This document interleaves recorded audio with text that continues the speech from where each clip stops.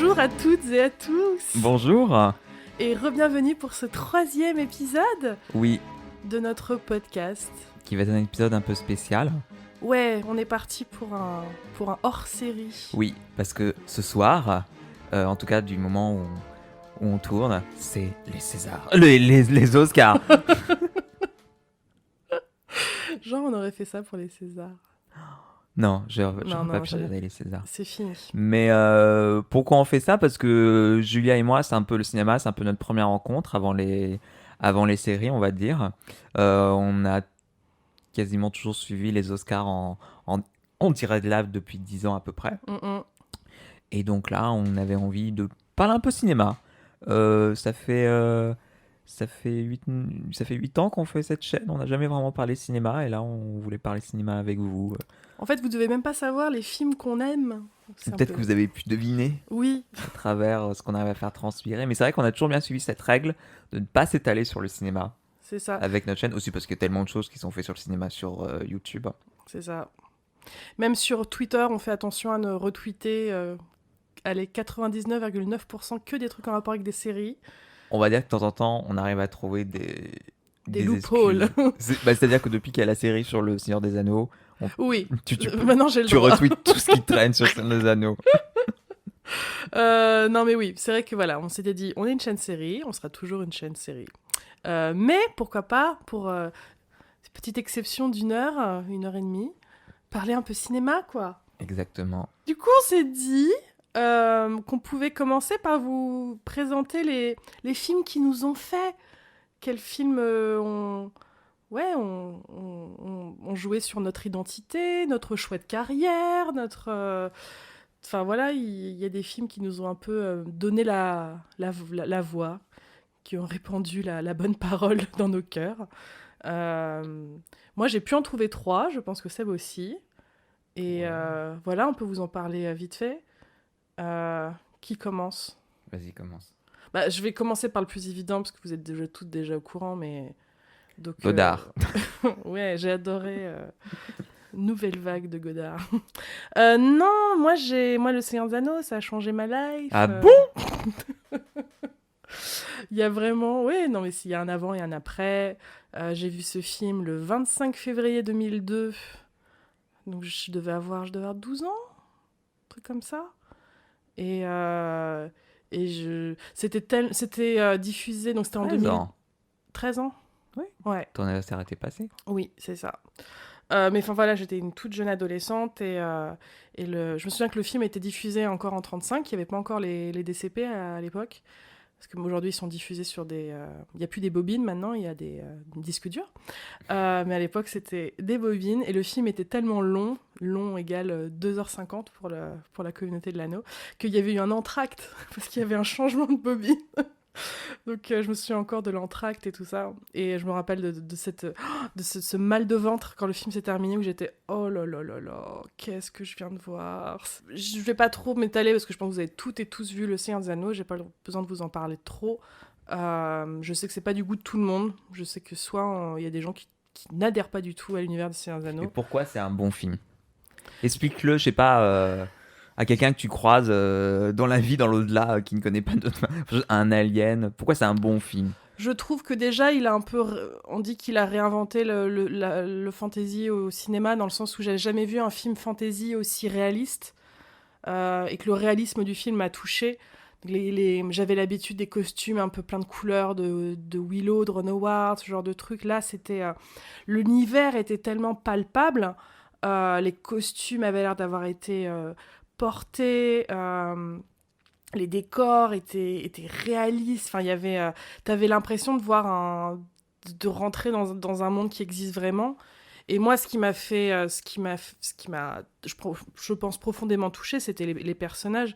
Le personnage de Frodon, le personnage de Sam, je dis que j'aime le Seigneur des Anneaux, et c'est vrai que j'aime tout le Seigneur des Anneaux, mais si j'explique là d'où t'es parti, c'est que parti ces deux personnages, moi. Leur relation, le jeu des acteurs, enfin ouais, c'est eux qui m'ont happé, on va dire. Ça a été ma porte d'entrée vers l'univers. Et après, je dirais, alors peut-être opinion pas forcément partagée par tout le monde, mais pour moi le meilleur des 3 films reste le premier. On a tendance à dire que le Seigneur des Anneaux, que ça devient de mieux en mieux, et c'est vrai qu'ils sont Les trois sont extraordinaires. Je trouve que le premier, il est parfait. Il est parfait. Chaque plan sert à quelque chose. Il est pensé. On sent que c'était le premier. Ils se sont appliqués. Et je trouve qu'il y a des scènes un peu bâclées dans les deux autres. En particulier dans le troisième film, il y a énormément de scènes bâclées, je trouve. Avec des effets spéciaux qui vont pas et tout ça. Le 1, tout est à sa place. Tout va bien. C'est une symphonie, là. C'est... Oh, je le mets dans ma liste de films où j'ai rien à redire. Cinématographiquement, après, si je rentre dans les détails, tout ça, mais...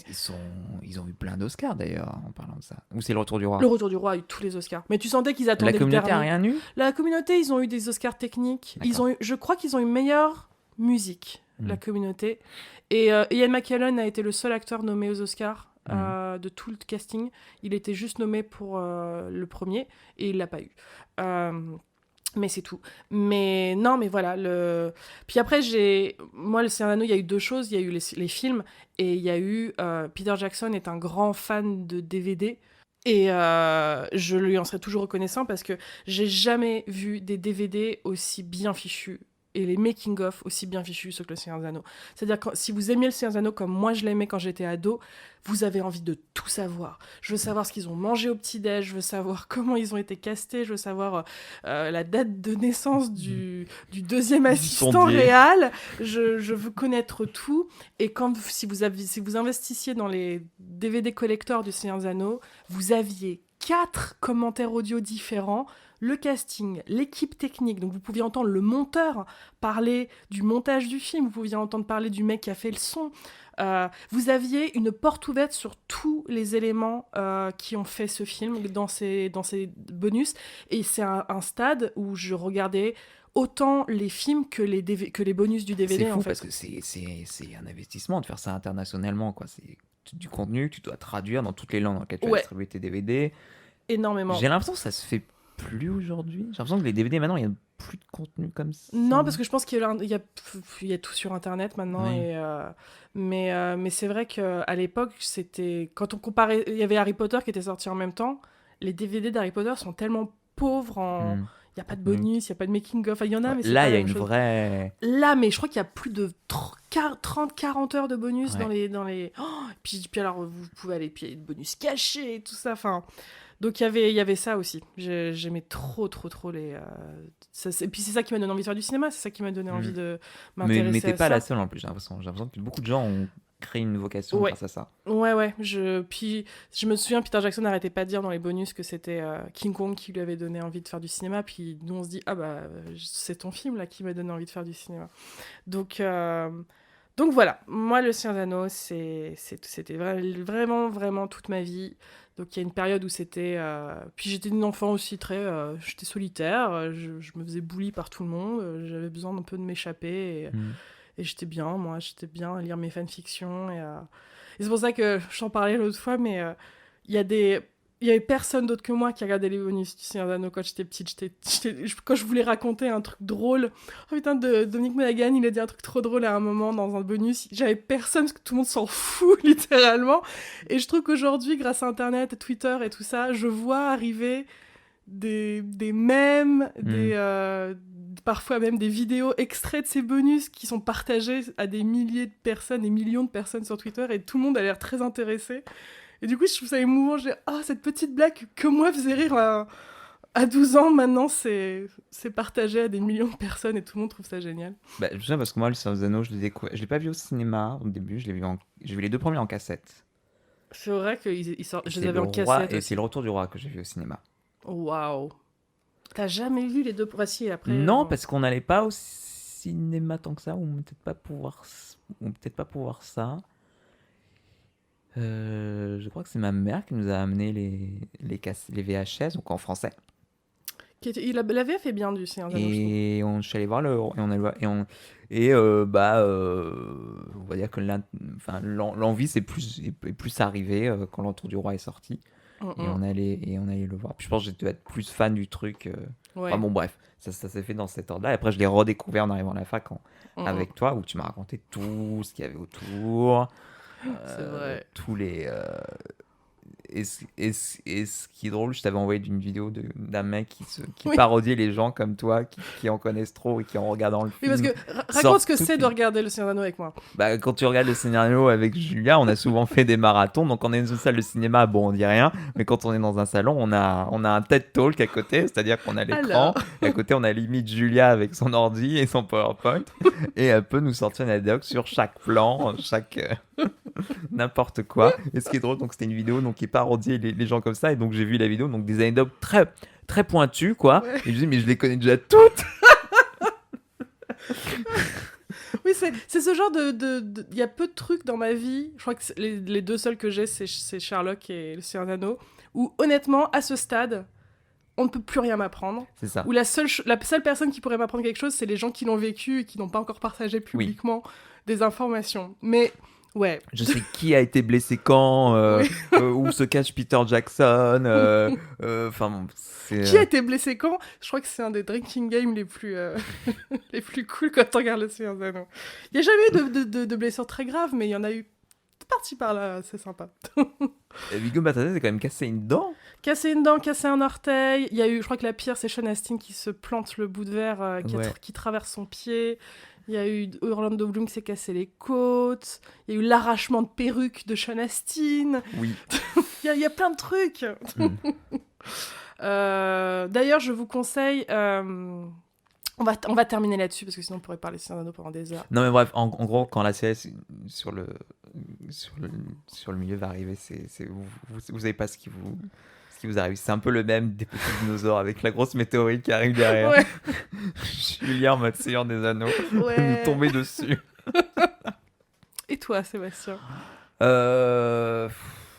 C'est quoi je vais parler Je vais vous parler de David Lynch quand même. Bah oui, Bah oui. quand même. Donc Mulholland Drive. Donc quand j'étais à la fac, c'était drôle, c'était un peu le running gag. Plus quand j'étais en master qu'en licence. Mhm. Mais souvent, dans les différents cours, les profs disaient, pour telle note, vous allez faire un exposé, vous allez rendre un sujet sur le sujet du cours, plus un film ou un réal que vous aimez bien. Et à chaque fois, je pondais un truc sur Lynch à chaque fois.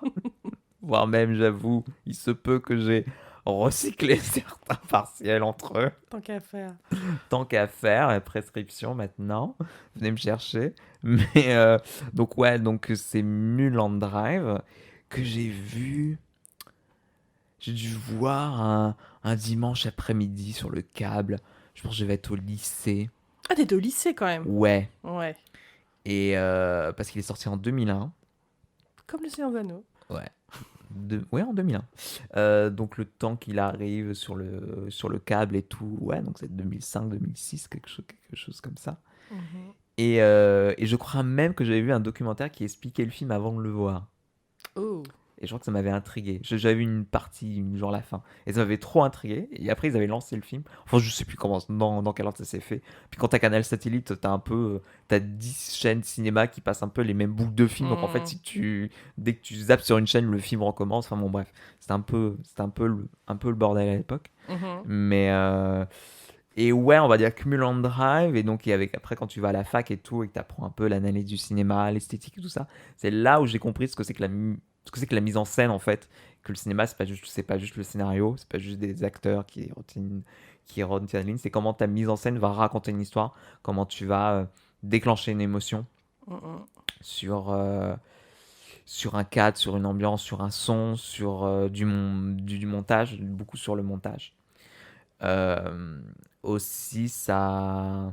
Alors, c'est aussi le problème qui arrivait avec Lynch et Mulholland Drive, et comme beaucoup de films dans le cinéma, c'est que ça a été un peu les. Alors, je peux pas dire le premier, parce que tu pourras toujours trouver un exemple précédent, mais on va dire un point d'orgue sur gérer le rêve au cinéma. Et c'est vrai Oui. que du coup, ça a créé des tropes, et c'est vrai que maintenant, quand tu vois le film, t'as l'impression d'avoir déjà vu ça 1000 fois. Ah oui. Et alors qu'en fait, il dit non, c'est justement ça. C'est comme les gens qui voient Shining aujourd'hui, ils disent oui, bah on a déjà vu ça 1000 fois, ou qui voient Le Magicien d'Oz, t'as un peu l'impression de voir un truc un peu réchauffé. Tu dis non, mais ça a été le premier à le faire. Et je trouve que Lynch, en fait, il a vraiment une qualité de filmer le rêve et le cauchemar, et de représenter, vraiment de filmer d'une manière limite documentaire ce qu'est un rêve et un cauchemar. Et je trouve qu'il le fait très bien dans ses films. Comment il fait ça? Oh là, comment il fait ça? Oh là, mais tu vas me chercher mon mémoire sur la subjectivité dans la filmographie de Lynch, là. Comment il fait ça? Attends. Euh, Et un truc que tu m'avais dit, que ça m'avait toujours marqué, maintenant je le remarque, qu'à chaque fois que je vois un film de Lynch, c'est que souvent dans les rêves, on se rend pas compte, mais on n'arrive jamais à terminer une action. Oui. Et c'est que ça, j'ai l'impression. C'est un peu que ça, et tu passes un peu du coq à l'âne. T'as un Ouais. peu les éléments qui se mélangent. Mulan Drive, alors ça me fait un peu rire, mais je vais peut-être passer pour un snob. Plein de gens disent, mais on comprend rien à ce film, c'est hyper compliqué. Et David Lynch, il dit, mais non, mais il n'y a pas vraiment d'explication. Bon, après, Lynch, il est un peu spécial comme monsieur. Mulan Drive, c'est très simple. C'est une meuf, elle est déprimée, elle s'endort, elle rêve de sa vie rêvée à Los Angeles, où tout est bien, elle devient une super actrice, elle se fait repérer par toutes les stars du monde, elle tombe en même temps amoureuse d'une amnésique, elle se réveille. Et en fait, on se rend compte que elle rêvait, que c'est une actrice ratée, et son amoureuse amnésique, c'est son ex qui l'a quittée pour le réal, quoi. Et elle a, donc spoiler, et elle a, elle a commandé son meurtre, elle culpabilise et elle se tue. Enfin, Ouais. voilà. Après, tu peux trouver d'autres interprétations, c'est vrai que mais elles sont vraiment. J'en ai lu d'autres, elles sont très tirées par les cheveux.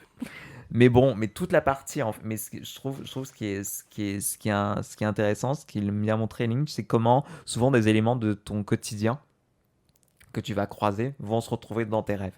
Et c'est une Mm. théorie, c'est que souvent tu peux rêver de choses il y a une théorie que en fait tu ne rêves jamais de choses que tu inventes, tu rêves toujours de quelque chose que tu as vu, même si Oui. tu ne t'en souviens pas consciemment.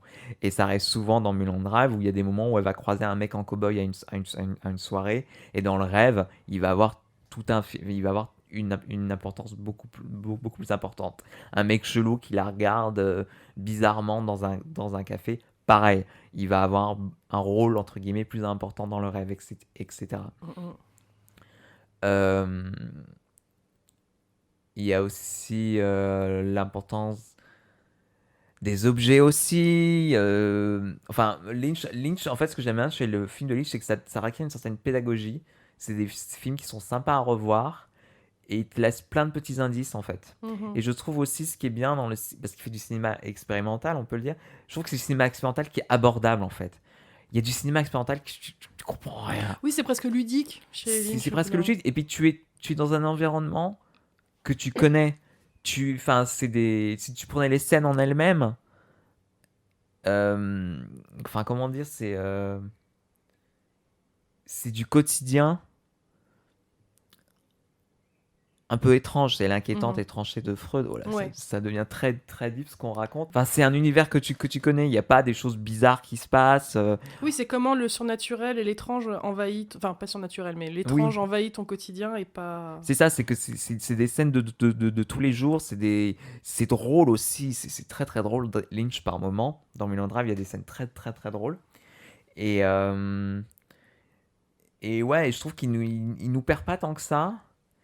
Et, et aussi un autre truc, ça c'est toi c'est toi qui me l'avais fait remarquer dans la saison 3 de Twin Peaks, il y a beaucoup de scènes qui c'est juste des émotions, Oui. où il y a des scènes qui effectivement ne sont pas vraiment rattachées les unes aux autres, mais où tu vas vivre une émotion, où un personnage va vivre une émotion, on va juste se focaliser sur un personnage qu'on ne verra jamais avant ou jamais après, mais qui va vivre quelque chose d'intense en Mm, mm. fait. Bah, j'avais vécu ça dans Mulholland Drive, la scène où elles vont voir la chanteuse là. Oui. Et je vous spoilerai pas la scène, mais en fait, il se passe un truc dans cette scène qui est. En fait, la scène est un peu hypnotisante, on va dire. Mm. Et il y a un moment où il se passe quelque chose qui est en même temps surprenant et limite violent, Mm. mais c'est pas violent. Et, et je me souviens que tu ressens un truc à ce moment-là qui n'est que cinématographique. En Oui. fait, il t'a pas raconté une histoire, il t'a pas, c'est pas un truc lié à l'intrigue, c'est juste grâce à l'image et au son, il a Mm. réussi à nous déclencher une émotion, mais limite viscérale, où c'est oh, enfin limite tu pousses un cri quand ça Puis il y a arrive. un des jumpscares les plus effrayants du cinéma Il est dans dans Mulholland Mulholland Drive. Drive. Mais oui, Oh, c'est oui parce que on n'a pas dit que ça fait très peur ça fait David très Lynch. peur. Mulholland Drive. Non, mais il y a un mais ce qui est drôle, c'est que c'est un jumpscare que tu vois arriver. Enfin, comme tout jumpscare, Oui. tu me diras, mais il est En terrifiant. fait, il est tellement. Il y a un YouTuber qui a fait une très chouette vidéo sur ce jumpscare, mais on va dire que en fait, le jumpscare est tellement évident qu'on pense qu'il ne va pas arriver. Ouais. Et en fait, le fait qu'il arrive est Il encore arrive, il plus. se passe en plein jour, Ouais, dehors, dans la rue.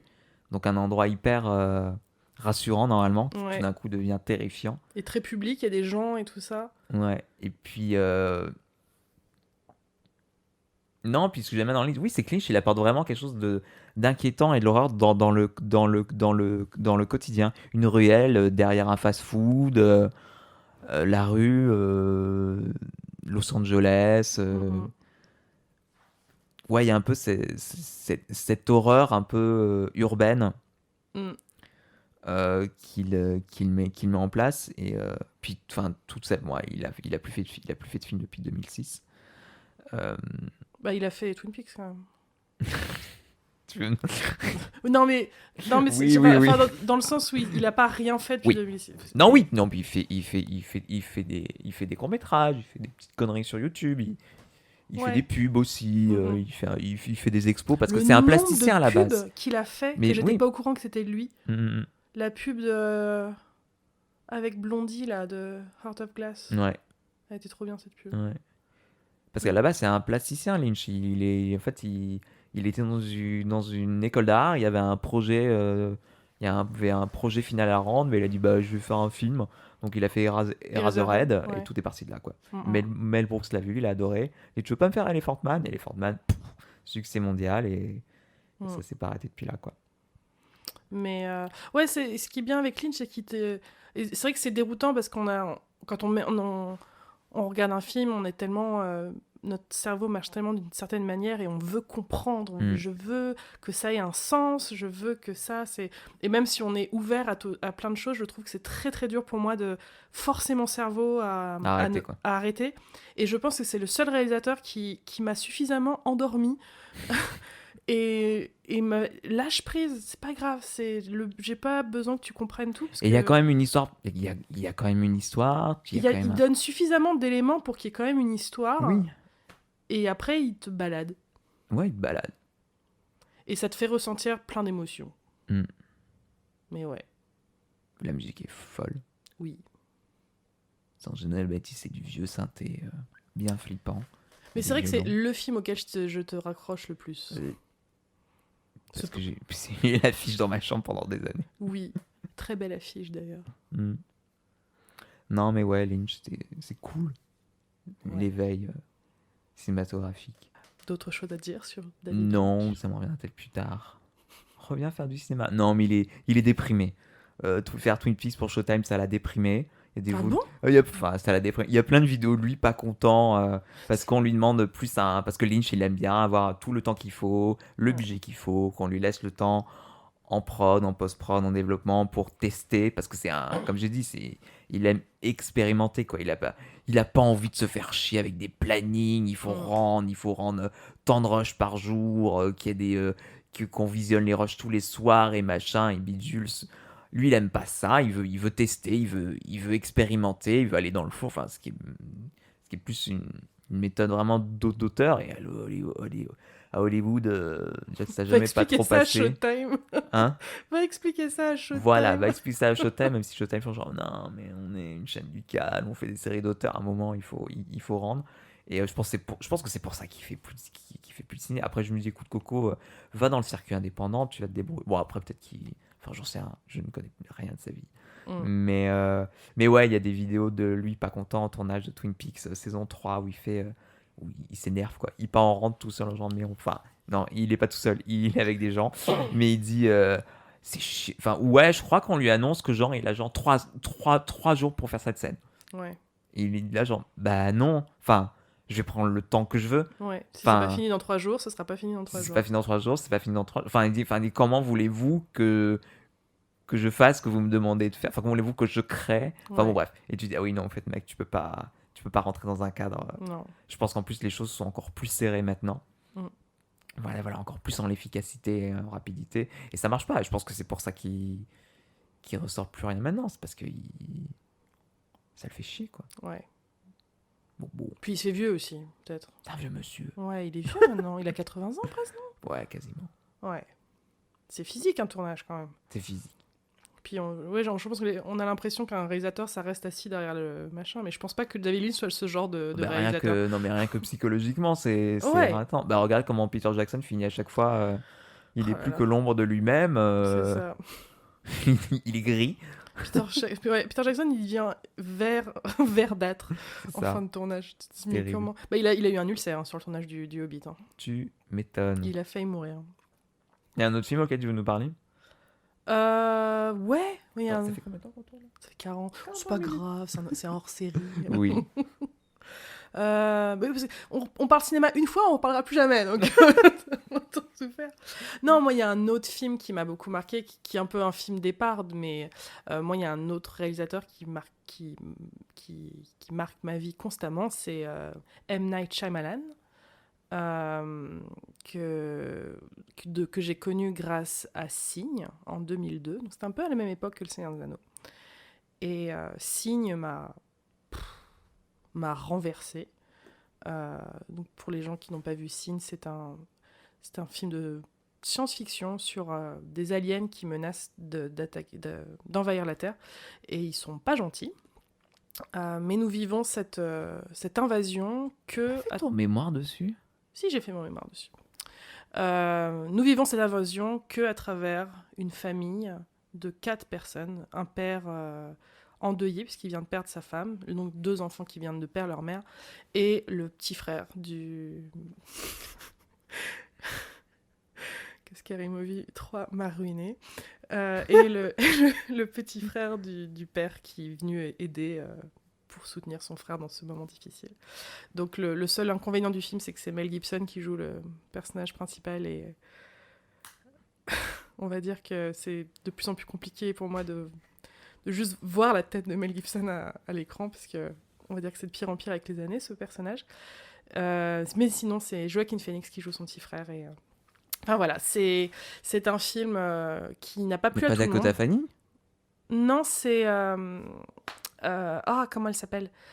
Oui. Elle, Fanning? Non, celle qui joue dans Little Miss Sunshine. Abigail Ah bon? Breslin. Ok. C'est Abigail Breslin, et c'est un des frères Culkin, le petit garçon. Le frère de Macaulay Culkin et Rory Culkin. Si, c'est Rory Culkin, voilà, celui qu'on connaît un peu moins. Oui. D'accord, ok. Et qui joue très Ok. bien. Mais donc voilà, donc ça m'a ouvert les portes à l'univers de Shyamalan, donc qui a fait Le Sixième Sens, Incassable, Le Village, La Jeune Fille de l'eau, plus récemment The Visit, Split et Glass et tout ça. Et je sais que c'est un réalisateur qui est...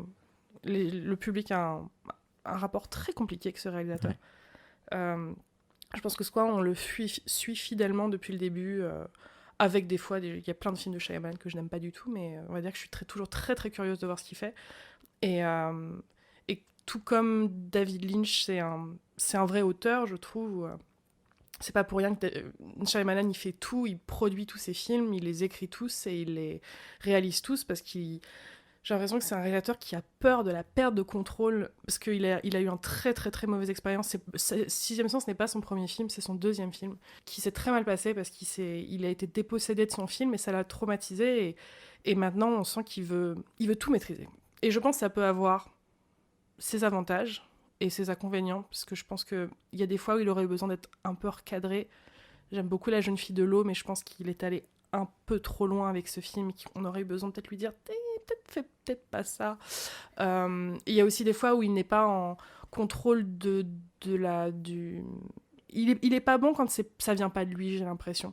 C'est pour ça qu'il a raté Avatar The Last Airbender, même si je trouve que dans ce film, alors je sais bien que c'est compliqué. On l'a vu au cinéma, il était là, non? Il était là, je l'avais rencontré. On l'avait vu en avant-première. J'étais venue lui dire. C'est très drôle d'avoir rencontré mon réalisateur préféré à son pire film. Son moment le plus down de sa carrière. Mais je l'avais rencontré, je lui avais dit que c'était en partie lui qui m'avait donné envie de faire du cinéma. Il était très très très content, il est très gentil, il était très intéressant. Sa masterclass était vachement intéressante. Mais voilà, ce film, c'est pas lui qui a créé l'univers, c'était une commande. Je trouve qu'il y a des choses bonnes dans ce film. Après, moi, je suis pas fan Enfin, j'ai jamais vu le dessin animé, donc c'est vrai que... Et je sais que c'est très, très populaire, donc c'est compliqué, mais il y a des trucs vraiment ratés dans ce film, en particulier le casting et tout ça, mais je trouve il y avait des trucs intéressants. Qu'est-ce qu'il y a de Shyamalan dedans, en fait? Je trouve qu'il y a... Par exemple, je me souviens que ce qui est beaucoup critiqué par les fans de la série, c'est qu'ils ont pas trop aimé le côté un peu minimaliste des combats. Mhm. Que apparemment dans le dessin animé c'est Ouais. très actif, il y a beaucoup d'action, ça, ils volent dans les airs Ouais. et tout ça. Et lui, c'est vrai qu'il a une approche beaucoup plus calme de tout, pas que des combats, mais de tout. Mhm. Et il y a en particulier, il y a un plan séquence dont les fans se moquent souvent, alors que moi, ce truc qui m'a plu, c'est où on voit un peu tous les... C'est un plan séquence où on voit tous les 4 formes de bending. Et j'avais trouvé ce plan magnifique, et c'est vrai que c'est très... Il y a un truc très intéressant avec Shyamalan qui est que la caméra a un peu sa propre personnalité. Mhm. Euh, et elle fait un peu qu'un avec l'intrigue. C'est dur à expliquer, mais on dirait qu'en fait la caméra joue avec nous et, et un peu, elle nous... et aussi parce qu'il fait beaucoup de films d'épouvante. Enfin, il y a beaucoup de... La peur est très très importante dans les films de Shyamalan. Et on dirait que des fois, la caméra nous tente. C'est un peu genre, tu veux voir? Tu veux voir ce qu'il y a en hors-champ là? Mhm. Vas-y, suis-moi, suis-moi. La scène dans le sixième sens Non, où mais il n'y a que ça dans le sixième sens. Ouais. bah, le sixième sens, il est fascinant parce que le jeu avec les caméras est fascinant. Il y a la scène où on découvre la petite fille qui... je crois que c'est un des plans les plus terrifiants du film où elle s'est... Sous le lit, là? elle s'est mise dans la cabane du petit garçon parce que donc dans l'appartement du petit garçon, il s'est fait une cabane dans sa Oui. chambre où il Oui. va quand il a peur. Donc en fait, c'est comme s'il y avait une double intrusion. Non seulement elle est dans la maison du gamin, mais en plus elle s'est mise dans sa cabane. Donc il y a une espèce de double. Elle. La petite fille, c'est qui est malade et qui vomit et Oui, tout oui, ça. mais qui s'est mis dedans? Le Elle garçon. Non, elle est... Enfin, lui, il est caché dedans. Il Oui, se trouve lui. elle est Oui. avec elle dans la cabane. Donc déjà, inconsciemment, il y a cette double intrusion. Et il y a aussi la caméra qui illustre littéralement ça, puisqu'en fait, on suit la caméra, puisque les murs de sa cabane commencent à tomber, et on suit. Et en fait, elle rentre dans le plan, parce que la caméra arrive sur elle, et que c'est comme si elle fait intrusion dans le plan, comme elle fait intrusion dans la maison du petit garçon. Bon, là, on part dans des trucs très techniques, ce genre de trucs dont j'ai parlé dans mon mémoire sur Shyamalan. Mais voilà, ça vous donne l'âme et la technique de ce réalisateur qui ne cesse de m'impressionner, même dans ses moins bons films. Et j'ai vu si vous connaissez ce YouTuber qui s'appelle Movies with Mikey, il a fait une vidéo très intéressante sur toute la carrière de Shyamalan récemment. Et il a fait un truc très intéressant où il a regardé tous les films de Shyamalan sans son. Et il s'est rendu compte qu'on peut comprendre toute l'histoire sans dialogue. Et c'est vrai que les dialogues de Shyamalan sont des fois c'est un peu too much. Il y a des trucs un peu ridicules parfois, ou un peu on the nose, comme ils disent en Angleterre, un peu... aux États-Unis. Trop évident, quoi. Ouais, ou c'est genre... c'est un peu too much, là. Mais il sait raconter des histoires visuellement, dans le sens où tu peux couper le son, et tu comprends ce qu'il va te dire. Et tu comprends toute l'histoire, tu comprends ce que ressentent les personnages, tu comprends leur rapport entre eux. Il y a un truc fascinant dans Incassable, le film de super-héros avec Bruce Willis, où au début, il se dispute avec sa femme. On sent c'est Robin Wright qui joue sa femme. Et on sent que c'est un couple en crise. Et si vous regardez bien toutes les premières scènes entre eux, ils sont toujours séparés par des murs. C'est-à-dire que lui, il est dans la pièce d'à côté, sur les escaliers, pendant qu'elle lui parle au fond de la cuisine. Donc il y a un surcadrage sur les deux personnages. On sépare ces personnages visuellement. On sent la distance.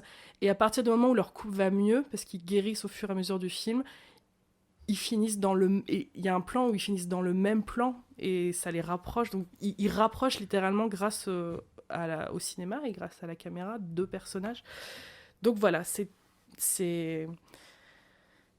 Je vais peut-être pas changer votre avis sur Shyamalan si vous avez décidé de détester ce réalisateur, parce que je sais qu'il peut paraître prétentieux, il peut paraître, on peut ne pas lui pardonner certains films qu'il a fait, mais mais il est, voilà, je trouve, puis il a atteint une certaine notoriété, surtout Je pour pense, un réalisateur.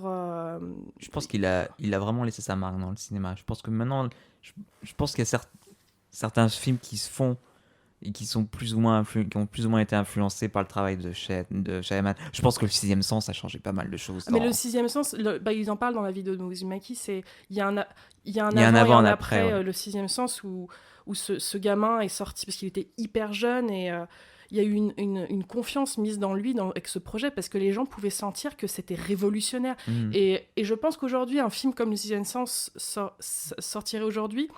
euh, Maintenant, on est habitué à Mhm. deviner les twists, on est habitué à... Bah, c'est ce que je disais sur ligne, c'est cette impression de voir souvent les premiers films qui font ce genre Oui, c'est de exactement ça. drop scénaristique et les gens ont l'impression, ah, on a déjà vu ça. Non, mais c'est le premier à avoir fait ça. C'est ça. C'est-à-dire que nos cerveaux, je pense les cerveaux de 98 n'étaient pas habitués à fonctionner pour tomber dans le panneau Mhm. d'une expérience comme le sixième sens.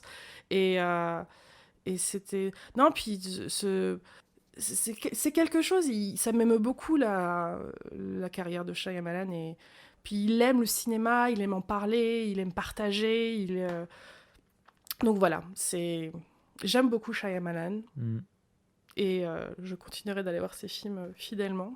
Pas toujours en les aimant, parce que voilà, de temps en temps, il nous fait des trucs comme The Happening, où il caste Mark Wahlberg, et tu te demandes, mais qu'est-ce que tu fais là-dedans? Je trouve aussi que c'est le seul réalisateur qui arrive à tirer de Bruce Willis des performances incroyables, parce que je trouve que Bruce Willis, c'est pas toujours très bon, Mhm. mais qu'est-ce qu'il est bon dans les films de Shyamalan. Il a jamais été aussi bon que dans Le Sixième Sens. Pour moi, c'est la performance de sa carrière. Et Si tu devais faire un marathon, enfin une soirée cinéma avec un film de Shyamalan, enfin tu voudrais faire une soirée thématique. ouais, Genre tu choisis un thème, comme on a déjà fait. ouais. Tu mets un film de Shyamalan et tu mets deux autres films. Tu mettrais quoi? Oh, c'est dur comme question. Euh, Genre si tu mettrais, je sais pas, Signe et le film dont j'arrive jamais à me souvenir du nom de ce film. Euh, Lequel? où il faut pas faire de bruit là. Ah, A Quiet Place. Oui, c'est vrai. Parce Ça que je peut trouve être que c'est des le films qui se famille lient. perdue contre une force. Enfin, j'en sais rien. Ou peut-être je parle et tu réfléchis, mais Ah. parce que je trouve que je trouve que c'est des, comme on dit, c'est un cinéma qui a beaucoup influencé d'autres films. Je Non, trouve que non, c'est un mais réalisateur qui se mélange bien avec d'autres. si on peut faire une soirée twist où on fait les meilleurs twists du cinéma Oui, parce il y en a des pas mal. c'est vrai. Sinon, on fait carrément un 3 features et on fait le sixième sens, Incassable et Signe qui, en mon humble opinion, forment une trilogie. C'était le sujet de mon mémoire. Et Inclassade, c'est un Son truc de deuxième film, son mais c'est un troisième truc film. de super-héros. Ouais, Mais c'est Marvel. non, c'est DC. lui qui l'a inventé. Il a inventé un C'est univers lui et qui a inventé, mais ça vient pas d'une BD. c'est ça. C'est pour ça que c'est assez émouvant aujourd'hui quand il sort des splits et Mais quand des... Inclassable est sorti, on savait que ça appartenait dans un Non, univers. c'est un peu le twist que c'est un film de super-héros incassable. C'est-à-dire C'est ça. on sait pas trop ce qu'il veut nous dire. Ce qui est bien aussi avec Shyamalan, c'est qu'il fait que des films de genre. Hmm. Il fait des films de science-fiction avec des aliens, il fait des films d'épouvante avec des fantômes dans le sixième sens, il fait des films de super-héros et il y apporte sa marque d'auteur en fait à chaque fois. Et c'est ça la définition d'un auteur pour moi, il s'empare d'un genre et il fait du Shyamalan. Et en particulier comme Lynch, c'est toujours comment l'étrange envahit ton quotidien, Hmm. c'est-à-dire dans le sixième sens, c'est pas forcément les fantômes qui font peur, c'est les placards qui sont ouverts, le, les écritures bizarres dans l'esprit de l'enfant. Enfin voilà, c'est. Les enregistrements cassettes chelous. Ah oui, oui, oui, oui, oui. Et il y a aussi, je terminerai là-dessus, il y a dans ce film la plus difficile performance d'une actrice Oui. ever du cinéma. Pas Toni Collette, même si elle est excellente, mais la femme de Bruce Willis. Mm. Je me souviens plus du nom de l'actrice. D'ailleurs, elle joue dans. Bah, elle joue dans Contreparts. Ouais, elle joue dans The Father aussi. Mm. Je vais retrouver son nom, je vous le dirai à la fin. Mais cette actrice, c'est terrible. Quand on réfléchit bien à ce qu'elle doit faire, c'est-à-dire que sa performance doit être crédible Mm. pour une personne qui regarde le film pour la première fois, où on croit que c'est une femme qui s'éloigne de son mari et qui a envie de divorcer, en gros, c'est un peu ça, parce que c'est comme ça que Bruce Willis ressent sa distance, et le fait qu'elle lui parle jamais, tout ça. Donc, sa performance doit marcher pour si tu vois le film de cet angle-là, mais elle doit aussi fonctionner pour l'angle... Quand tu revois le film. Quand tu revois le film, qu'en fait, tu dis « Ah non, c'est pas une femme qui veut divorcer, c'est une femme qui est en deuil et qui vient de perdre son mari d'une manière super violente. » Va faire ça en tant qu'actrice. Elle a quasiment pas de dialogue. Elle a quasiment pas de dialogue. C'est... J'en bouge le micro. Mais je trouve qu'on parle jamais de la performance de cette actrice dans ce film, et en règle générale, alors que je trouve que c'est la chose la plus difficile ever. Je sais... Ouais, elle a dû bien s'amuser sur son âge, ça a dû être sympa. Je vais vraiment vous retrouver son nom, parce que c'est une actrice anglaise qui s'appelle... Elle est méga belle d'ailleurs. Elle s'appelle Olivia Williams. Voilà, c'est ça. Donc voilà, Olivia Williams, meilleur truc. As-tu un troisième film, Sébastien ? Mon deuxième film. Ah oui, c'est vrai. Je vais faire ma Katia, je vais parler de Contact. Ah mon Dieu. Je sors.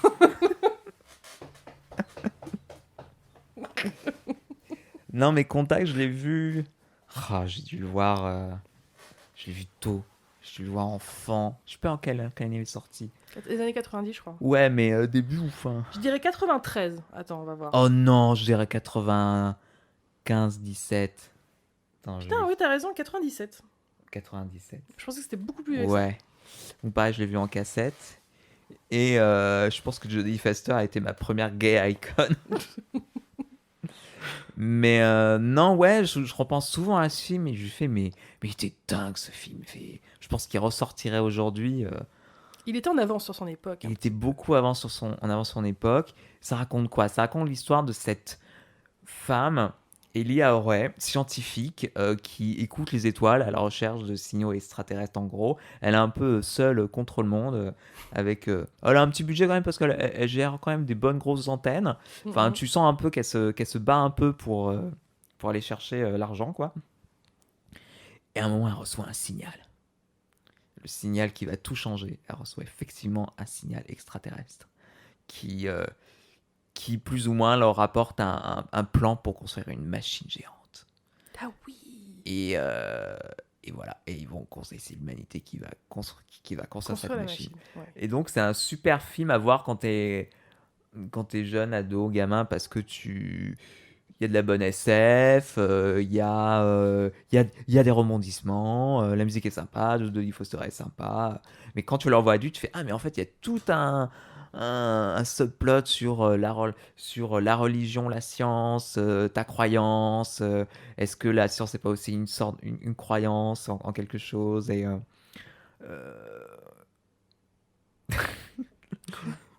non, pardon. En fait, je repense à Trixie et Katia. Parce qu'en fait, le personnage de Jodie Foster, elle a une relation avec je sais pas s'il est prêtre ou non, il est théologien. Enfin, avec comment s'appelle cet acteur ? Matthew McConaughey. Matthew McConaughey, qui est théologien, je crois. Ah bon ? Ouais.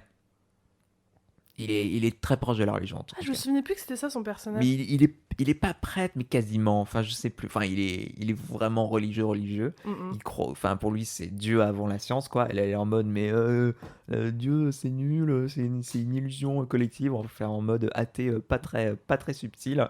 Et en gros, en fait, il lui arrive un truc de ouf pendant le film, et elle se retrouve à devoir.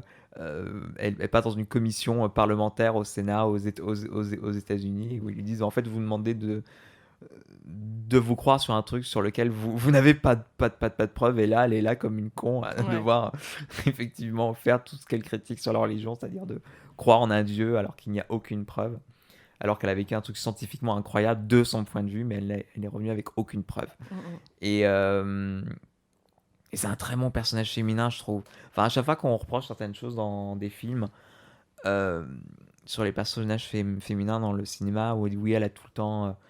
c'est une maman, ou elle a toujours un moment où on va dire pourquoi elle n'a pas d'enfant, on va devoir la justifier. Et je trouve qu'il n'y a pas ça dans Contact. Bon, je trouve que son love interest avec Matthew McConaughey, ça ne sert à rien. Genre, ils auraient pu avoir une relation amicale, sans forcément qu'il y ait le cul derrière.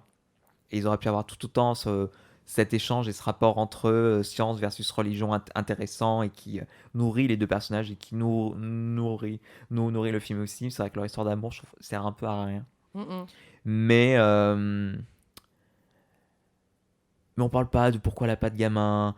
On, on est focalisé sur sa carrière. Il n'y a pas de moment en mode elle met trop d'importance à sa carrière, elle devrait plutôt s'occuper d'elle. C'est vraiment une meuf qui est à fond dans son boulot, qui est à fond dans sa passion, Et du c'est tout. début à la fin du film, et on lui demande pas vraiment de se justifier Mm-mm. plus que ça. Et je trouve que enfin, C'est une exception un petit peu dans. c'est un peu l'exception, mais c'est un peu Hélène Ripley dans Alien, c'est un peu, Ouais. c'est un peu comme. Souvent, on a des espèces de petits films sous ça dans le passé qu'on a l'impression de plus trop voir aujourd'hui, ou peut-être qu'on les voit plus parce que c'est moins l'exception Mm. et que ça fait moins l'événement. Ouais. Qui a réalisé Contact? Zemeckis. Robert C'est Zemeckis. Zemeckis qui a fait Contact? Ouais. What? Alors, plot twist à la Shyamalan. Je crois que c'est un bouquin de Sagan à la base. C'est un bouquin des années 60, 70. Monsieur Zemeckis qui fait des films un peu plan-plan par moment. Pourquoi il fait quoi d'habitude? Je sais pas, j'associe beaucoup Zemeckis avec des films très, tu sais, très posés, Forrest Gump, Non, c'est Seul au monde Robert et tout Zemeckis ça. qui a fait le film. Non, mais c'est un super réalisateur, hein, mais c'est drôle, je pensais pas du tout que c'était lui qui avait fait ça. D'accord. C'est John Hurt qui fait le riche millionnaire. Ah bah oui, sûrement. Twist. Que Méconnaissable. des twists. Mais ouais, je crois que c'était mon premier film de science-fiction, grand film de science-fiction. Est-ce que ça a lancé ce genre qui est très populaire maintenant de une femme contre le système qui fait un avec une entité extraterrestre? Un peu, oui, un peu comme le film avec Amy Adams. Voilà, premier contact. Annihilation. Annihilation. C'est vrai. Non, puis je sais pas quel âge elle avait, Jodie Foster, mais c'est pas. Elle a pas 20 ans, quoi. Ouais, Bah, je crois qu'elle doit avoir peut-être le même âge qu'Amy Adams quand elle a fait Premier Contact. ouais. C'est Et pas pour rien que le Nathalie premier Portman. contact s'appelle Premier Contact en VF, tu vois, par exemple. Je pense Oui, qu'ils ont... je pense qu'ils ont. Les distributeurs français se sont pas pris plus la tête Ouais. que ça, quoi. C'est un contact. Bon, on l'a beaucoup comparé à Contact, je pense. Ah bah oui, c'est... Parce que c'est aussi une scientifique qui sont devant comment essayer de communiquer avec un langage extraterrestre et comment essayer de le comprendre. Voilà. C'est beaucoup plus facile dans Contact que dans Premier Contact pour le coup. Mm. Mais parce que fallait que ça aille vite. Mais non, puis Jodie Foster est incroyable dans ce film. Oui. On a tendance à oublier que Jodie Foster est une excellente... Parce qu'elle se fait un peu oublier comme actrice. Oui, c'est vrai que ça fait un moment qu'on l'a pas Bah, vue. faut dire qu'elle bosse depuis qu'elle a 15 ans. Non, mais ouais, c'est vraiment un film qui vieillit bien. Je connais quelques personnes qui l'ont vu récemment pour la première fois et Qui ont aimé. qui ont bien aimé. Il y a du suspense, il y a des twists, on s'ennuie pas, il se passe plein de choses, la musique est cool. Et la Il y a fin est géniale. Le son qu'elle reçoit des aliens est Ouais. trop sympa, une espèce de de gros truc. Il y a un peu de sci-fi porn de temps en temps, c'est incroyable. Puis c'est méga émouvant comme histoire. C'est hyper émouvant, Ça fait un peu pleurer quand même. ça fait un peu pleurer. Le message final est beau. Et puis ça se termine un peu. Alors il y a des gens qui aiment pas les fins ouvertes, même si moi au fond de mon cœur, elle a bel et bien. C'est une fin ouverte, tu trouves? Bah, elle est revenue sans preuve, quoi. Elle a voyagé dans l'espace. Ouais, mais il y a une petite preuve du coup. Oui, il y a une toute petite preuve. Bah, c'est le côté un peu. Oui, c'est la petite fin ouverte, quoi. Ouais. Il y a un petit. Bah, il y a. Comment ça s'appelle cette actrice? Angela Bassett qui joue dedans. Oui. C'est vrai que c'est elle. Oui. Ok.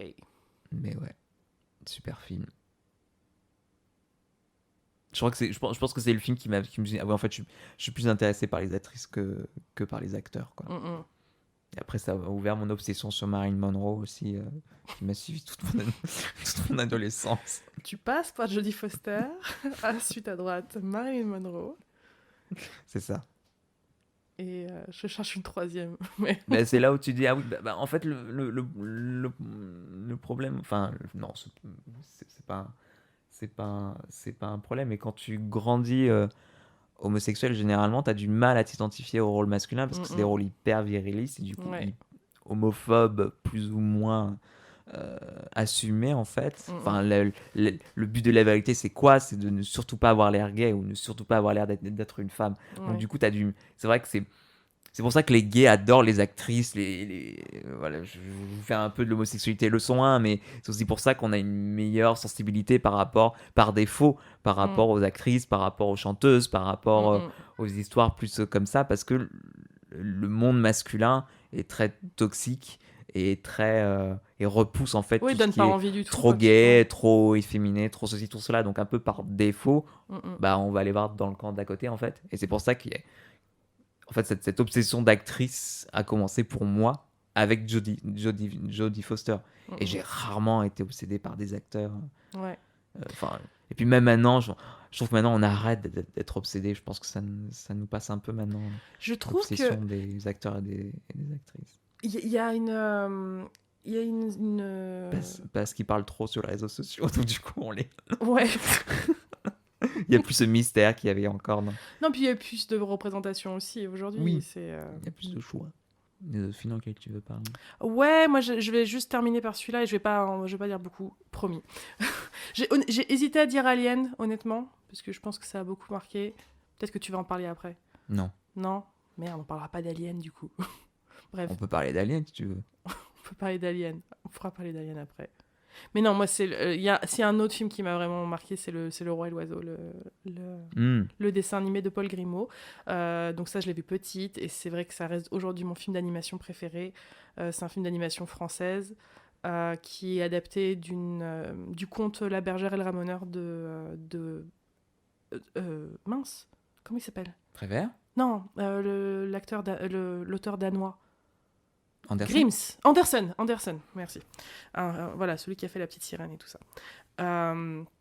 Et donc, c'est déjà un film qui me passionnait quand j'étais petite, parce qu'il est fascinant, alors que l'histoire est pas très compréhensible. Enfin, c'est dur d'aborder ce film pour les enfants, mais en fait, j'aimais trop...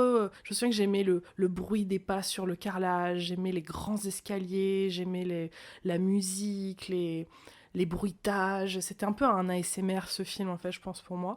Et plus âgé, quand on redécouvre le film, les niveaux de lecture sont multiples. Et je me suis aussi intéressée à la jeunesse du film. Et c'est vrai que l'histoire de la fabrication de ce film est très intéressante. En fait, le Roi et l'Oiseau, c'est la deuxième version d'une première version du film qui devait être au départ s'appeler La Bergère et le Ramoneur. Où en fait... Paul Grimaud et Jacques Prévert, son meilleur ami avec qui il a écrit le film, se sont vus dépossédés du film par la boîte de production, Les Gémeaux, qui a produit le film avec eux, et Disney, parce qu'il y avait des mecs de Disney qui étaient venus les aider, entre guillemets, mais qui ont en fait un peu saboté le film, et qui en fait ont transformé ce qu'ils voulaient faire. Et au bout d'un moment, Paul Grimaud a dit non, moi, le film ressemble plus à ce que je voulais faire, je voulais pas faire du Disney, moi, justement. Il aimait bien Disney, il trouvait que au niveau de la technique c'était les meilleurs à l'époque, mais il voulait pas faire la même chose, il voulait faire son truc. Et donc du coup ce film est sorti, Paul Grimaud ne l'a jamais voilà, il voulait se détacher complètement de cette version du film. Ironiquement, c'est cette version qui a été très populaire au Japon et que Miyazaki a vu, et c'est vrai que quand on voit Le Roi et l'Oiseau et les films de Miyazaki, la connexion est très très vite fait. évidente. Enfin, on voit qu'il a beaucoup été influencé par ce film. Et donc, des années plus tard, Paul Grimaud décide de refaire le film en changeant le titre, en l'appelant Le Roi et l'Oiseau. Donc, beaucoup plus âgé. Jacques Prévert était mourant à l'époque. Il a écrit littéralement Le Roi et l'Oiseau sur son lit de mort. Il a écrit la dernière scène du film qui est déchirante et tellement symbolique et trop belle. Je crois que c'est une des dernières choses qu'il a écrit avant de mourir. Et du coup, Paul Grimaud a fait le film tout seul, alors que c'était leur film, quoi. C'était vraiment leur bébé à tous les deux. Et quand le film lui est dédié, il y a un hommage au début du film à Jacques Prévert. Mais quand on sait voilà, que c'est un vieux monsieur qui a fait ce film sans son meilleur copain, alors qu'il voulait le faire ensemble, ça donne une autre vision au film. Mais voilà, si vous n'avez jamais vu Le Roi et l'Oiseau, c'est vraiment, je vous encourage à le regarder. Ça parle de quoi? Il n'y a pas vraiment d'histoire, ça parle d'un roi un peu... Est-ce que les enfants peuvent le voir? Oh oui, oui. Moi je le regardais à 2 ans ce film, D'accord. J'étais obsédée par ce film. Mais... Oui, mais tu regardais X-Files à 6 ans. Oui, non mais c'est vraiment, c'est un film pour enfants, hein. Il est pensé pour un jeune public aussi. Mais non, ça parle d'un roi un peu débile qui veut se marier avec un tableau, parce qu'il est amoureux d'une bergère qui est dans son tableau. Et un soir, la bergère sort du tableau et on se rend compte qu'elle est amoureuse du ramoneur qui est dans le tableau à côté du sien. Et donc ces deux peintures deviennent animées et ils sont traqués par le roi qui veut épouser de force la petite bergère. Et donc voilà, c'est un peu une... Ils se font aider par un oiseau qui est le rival du roi, en fait. Mais y a pas... l'histoire est très bête, très bête. Il y a des incohérences tout le temps. Il y a des bouts du film qui appartiennent à la première version. Ouais. Il y a encore des petits... Par exemple, le petit chien du roi, il a un petit lit à côté du lit du roi. Et ça, Grimaud disait que c'était une idée de Disney qui est restée. C'est vrai que c'est un truc qu'ils font dans les films Disney, les petits lits pour les animaux à côté de ton lit. Donc voilà, voilà, je vous conseille vraiment ce dessin animé. Je pense qu'il reste beaucoup dans votre cœur une fois que vous l'avez vu. Voilà, ce sera mon 3e film fondateur pour ma personnalité. Je sais pas pourquoi parler, mon 3e film. Avenger. Non, ah oui, bah oui, je vais vous parler de Soudain l'été dernier, le film avec Liz Taylor et Katharine Hepburn. Alors, je ne connais pas ce film en plus. Je t'en ai forcément parlé. Tu l'as peut-être pas vu. Ça me dit rien du tout. Si. C'est impossible, Julia, que depuis qu'on se connaît, que je ne t'ai jamais parlé de Soudain l'été dernier. C'est impossible. Je t'assure que c'est peu probable. Je suis sûr qu'on en a parlé aussi quand on a fait le cours sur la psychologie du personnage. Bon, vas-y, dis-moi alors. Donc, Soudain l'été dernier est un film qui est adapté d'une pièce de Tennessee Williams. Tennessee. C'est un film de 59 avec Liz Taylor, Montgomery Clift et Katharine Hepburn. Donc ma mère me faisait voir beaucoup de films quand on avait le câble, on avait les scènes cinéma. Et donc aussi des vieux films. Puis comme je regardais des vieux Marilyn Monroe, bah autant continuer dans la lancée. Et je crois qu'une fois on a vu Soudain l'été dernier, je l'ai revu après plus tard et tout, et pour un peu mieux comprendre le film. Et donc c'est une pièce de cinéma, ça raconte l'histoire d'une mère qui s'appelle Violette Venerable, qui son fils est mort, il s'appelait Sébastien. C'est riche, très extravagante, et c'est sa nièce, je crois, qui est jouée par Liz Taylor. C'est un de ses meilleurs rôles. Elle a été snobée au niveau des Oscars. Alors, en fait, c'est le rôle pour lequel elle aurait dû avoir un Oscar. Et elle a eu pour un autre rôle après, comme ils font souvent, ils donnent l'Oscar pour un rôle qui est... Bon, bref. Et pour s'excuser d'avoir snobé une actrice une année, parce que je crois que c'était l'époque où elle avait... Elle était la maîtresse d'une autre personne, et à l'époque, ça se faisait pas, etc. Enfin bon, bref, on s'en fout. Mais...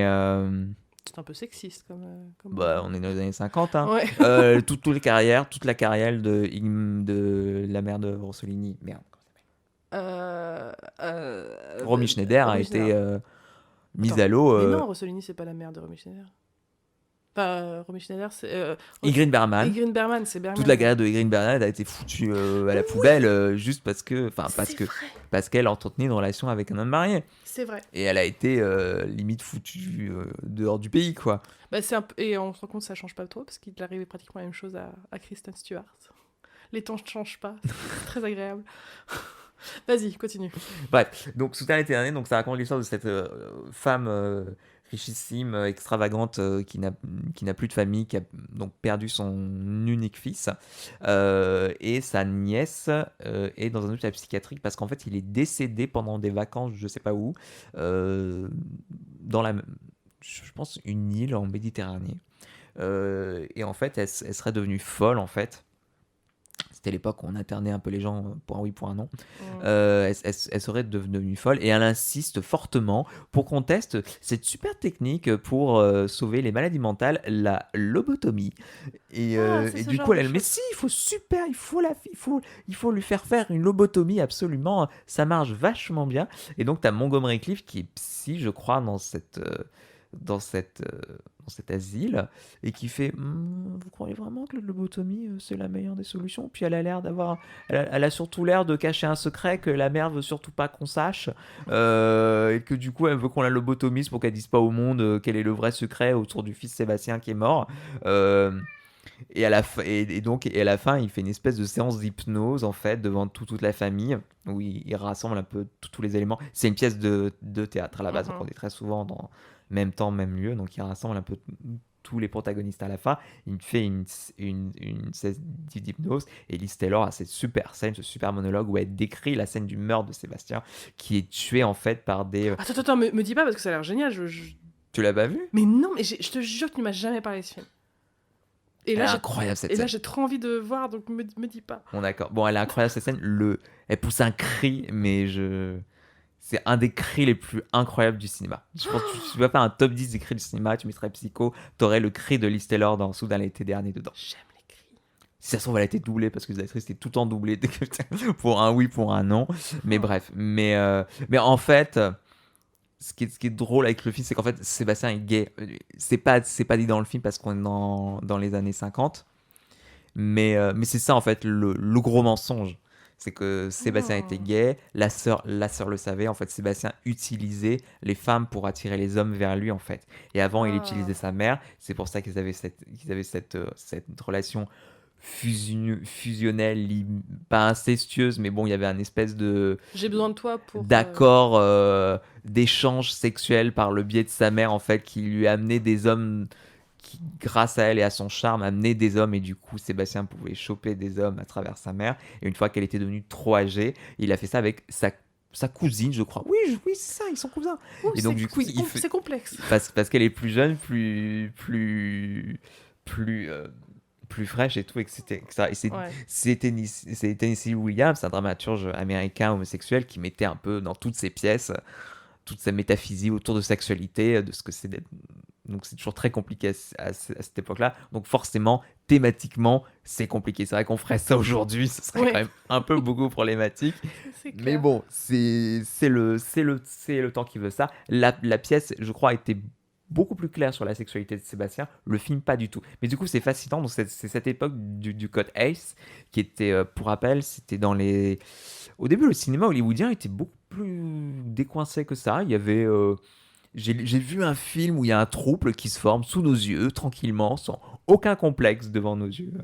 Et beaucoup plus sexuel, d'humeur, de la violence, du sexe, les gens aux toilettes. Et c'est vrai que... Mais bon, on avait un peu parlé dans notre vidéo sur le sexe et la nudité. C'est vrai que les organisations religieuses et familiales... sont très influentes aux États-Unis et faisaient des grandes campagnes de boycott pour boycotter les films hollywoodiens. Les films hollywoodiens, du coup, ont fait un truc assez incroyable, se sont auto-censurés. C'est-à-dire que c'est pas une censure qui est venue du gouvernement, c'est les films hollywoodiens qui disent on est en train de perdre du public, on est en train de perdre de l'argent. Du coup, ils ont un peu fait du lobbyisme auprès de l'État de l'époque, de l'administration des États-Unis. Est-ce que vous pouvez sortir un code de règles pour nous dire qu'est-ce qu'on montre et qu'est-ce qu'on montre pas au cinéma. Et donc c'était le ministre des Postes qui s'est retrouvé, Monsieur Hayes, qui s'est retrouvé aux commandes du truc et qui a sorti une liste infecte de qu'est-ce qu'il faut pas montrer au cinéma. Il y a de tout. C'est surréaliste de lire cette liste aujourd'hui. Donc les trucs basiques, pas de sexe, pas de violence. On parle pas d'avortement, on met pas les gens dans le même lit, et du coup le cinéma a un peu créé les codes aussi lui-même, genre si les gens sont dans le même lit, il faut qu'au moins il y a l'un des deux qui a posé un pied par terre, enfin que des règles complètement folles. Et ce qui est fascinant, c'est qu'après, au fur et à mesure, le code a jamais vraiment été abrogé officiellement, ou peut-être que c'est un moment, mais en tout cas au fur et à mesure des années, à chaque fois, ils ont testé, ils ont retiré une règle, ils ont réussi à détourner le truc, et évidemment, le code ne servait plus à rien parce que toutes les règles avaient été complètement transgressées. Et puis, c'était pas... c'était un code, donc c'était des règles. Je pense pas que c'était vraiment une loi, je pense pas que tu restais quelque chose, ou peut-être une amende. Mais je crois que ton film était plus difficilement distribué si tu le oui, de toute façon, il allait forcément passer dans les... Ouais. Il y avait forcément une vérif avant que le film soit diffusé. Mais du coup, c'est fascinant de voir comment les gens à l'époque se sont triturés la tête pour essayer de parler de certains thèmes. Et Soudain l'été dernier, c'est l'exemple parfait. Faut le chercher, c'est très dans le sous-texte, mais oui, ça dit complètement que le mec était complètement gay et qu'il a été tué par les hommes parce qu'il faisait un peu n'importe quoi avec les mecs là-bas et qu'il a été tué aussi parce qu'il était gay. Ouais. Oui, c'est la raison de son meurtre en fait. Oui, c'est ça. Ouais. D'accord. Mais non, ouais, il est fascinant ce film. C'est un film en noir et blanc. Black j'aime bien les films. Mais non, pardon, c'est une blague entre nous. Mais Non, c'est à non, la mais fac c'est le qu'on film où aime, j'ai hein. découvert Catherine Hepburn qui est incroyable. Enfin, Elle est très énergique. Ah, mais c'est une des meilleures actrices au monde, quoi. Ouais. Enfin, elle a été, je crois que c'est une des actrices les plus nommées aux Oscars.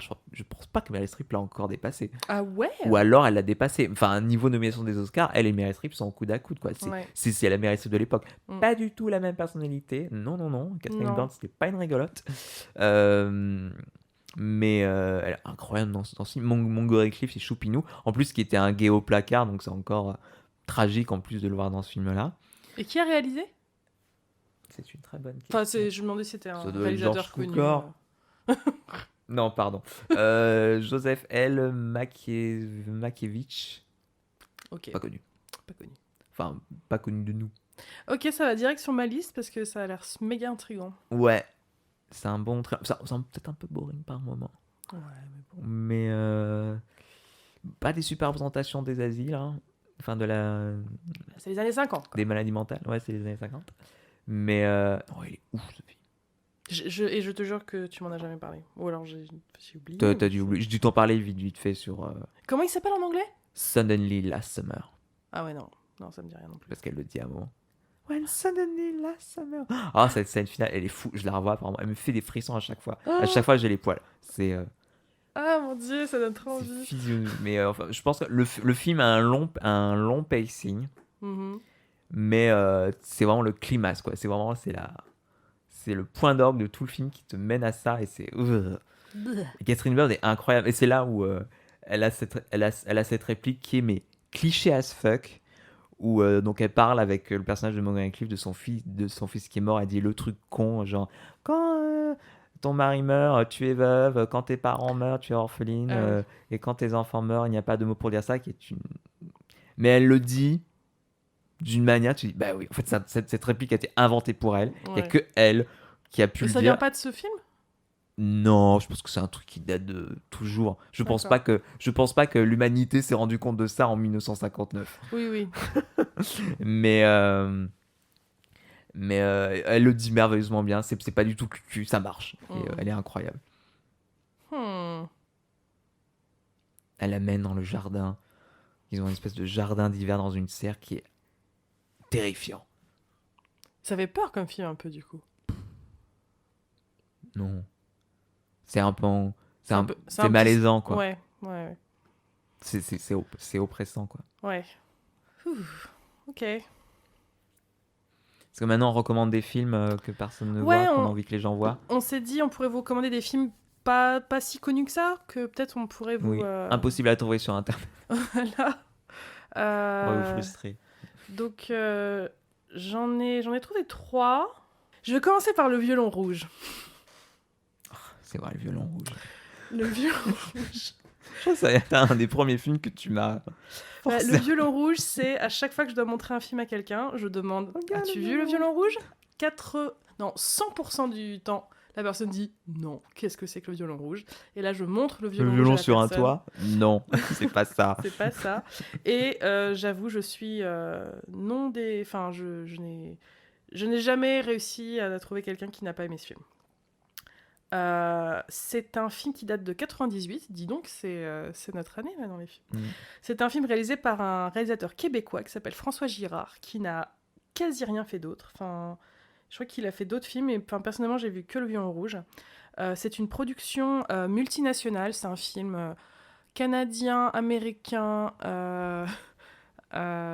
anglais, chinois, français, allemand, il y a de tout. Et l'histoire est très simple. Nous sommes dans une vente... Voilà, imaginez-vous, une salle de vente aux enchères aux États-Unis. Il y a un monde de malades. Samuel L. Jackson rentre dans la salle aux enchères et va être vendu à la vente aux enchères un violon complètement rouge. Et on voit que 4 ou 5 personnes sont activement en train d'essayer de le gagner dans cette vente aux enchères. Et elles ont chacune leur raison pour obtenir ce violon. Et le film donc la chronologie du film est complètement explosée, où on va s'intéresser à cette personne qui est en train d'essayer de l'acheter à la vente aux enchères, et on remonte le temps sur pourquoi cette personne est peut-être la descendante d'un mec qui vivait à la Renaissance en Italie et tout ça. Donc on parle pas de la vie des personnes qui sont en train d'essayer de l'acheter, mais plutôt de comment elles sont arrivées aujourd'hui à s'y intéresser. Et donc ces voyages dans le temps nous amènent à des époques différentes, donc la Renaissance, la révolution culturelle chinoise, de nos jours, enfin les années 90 du moins. Donc on traverse les continents, les pays, les époques pendant tout le film. On revient toujours à cette scène de vente aux enchères où on voit en fait la scène de différents points de vue à chaque fois. Donc c'est vachement excitant.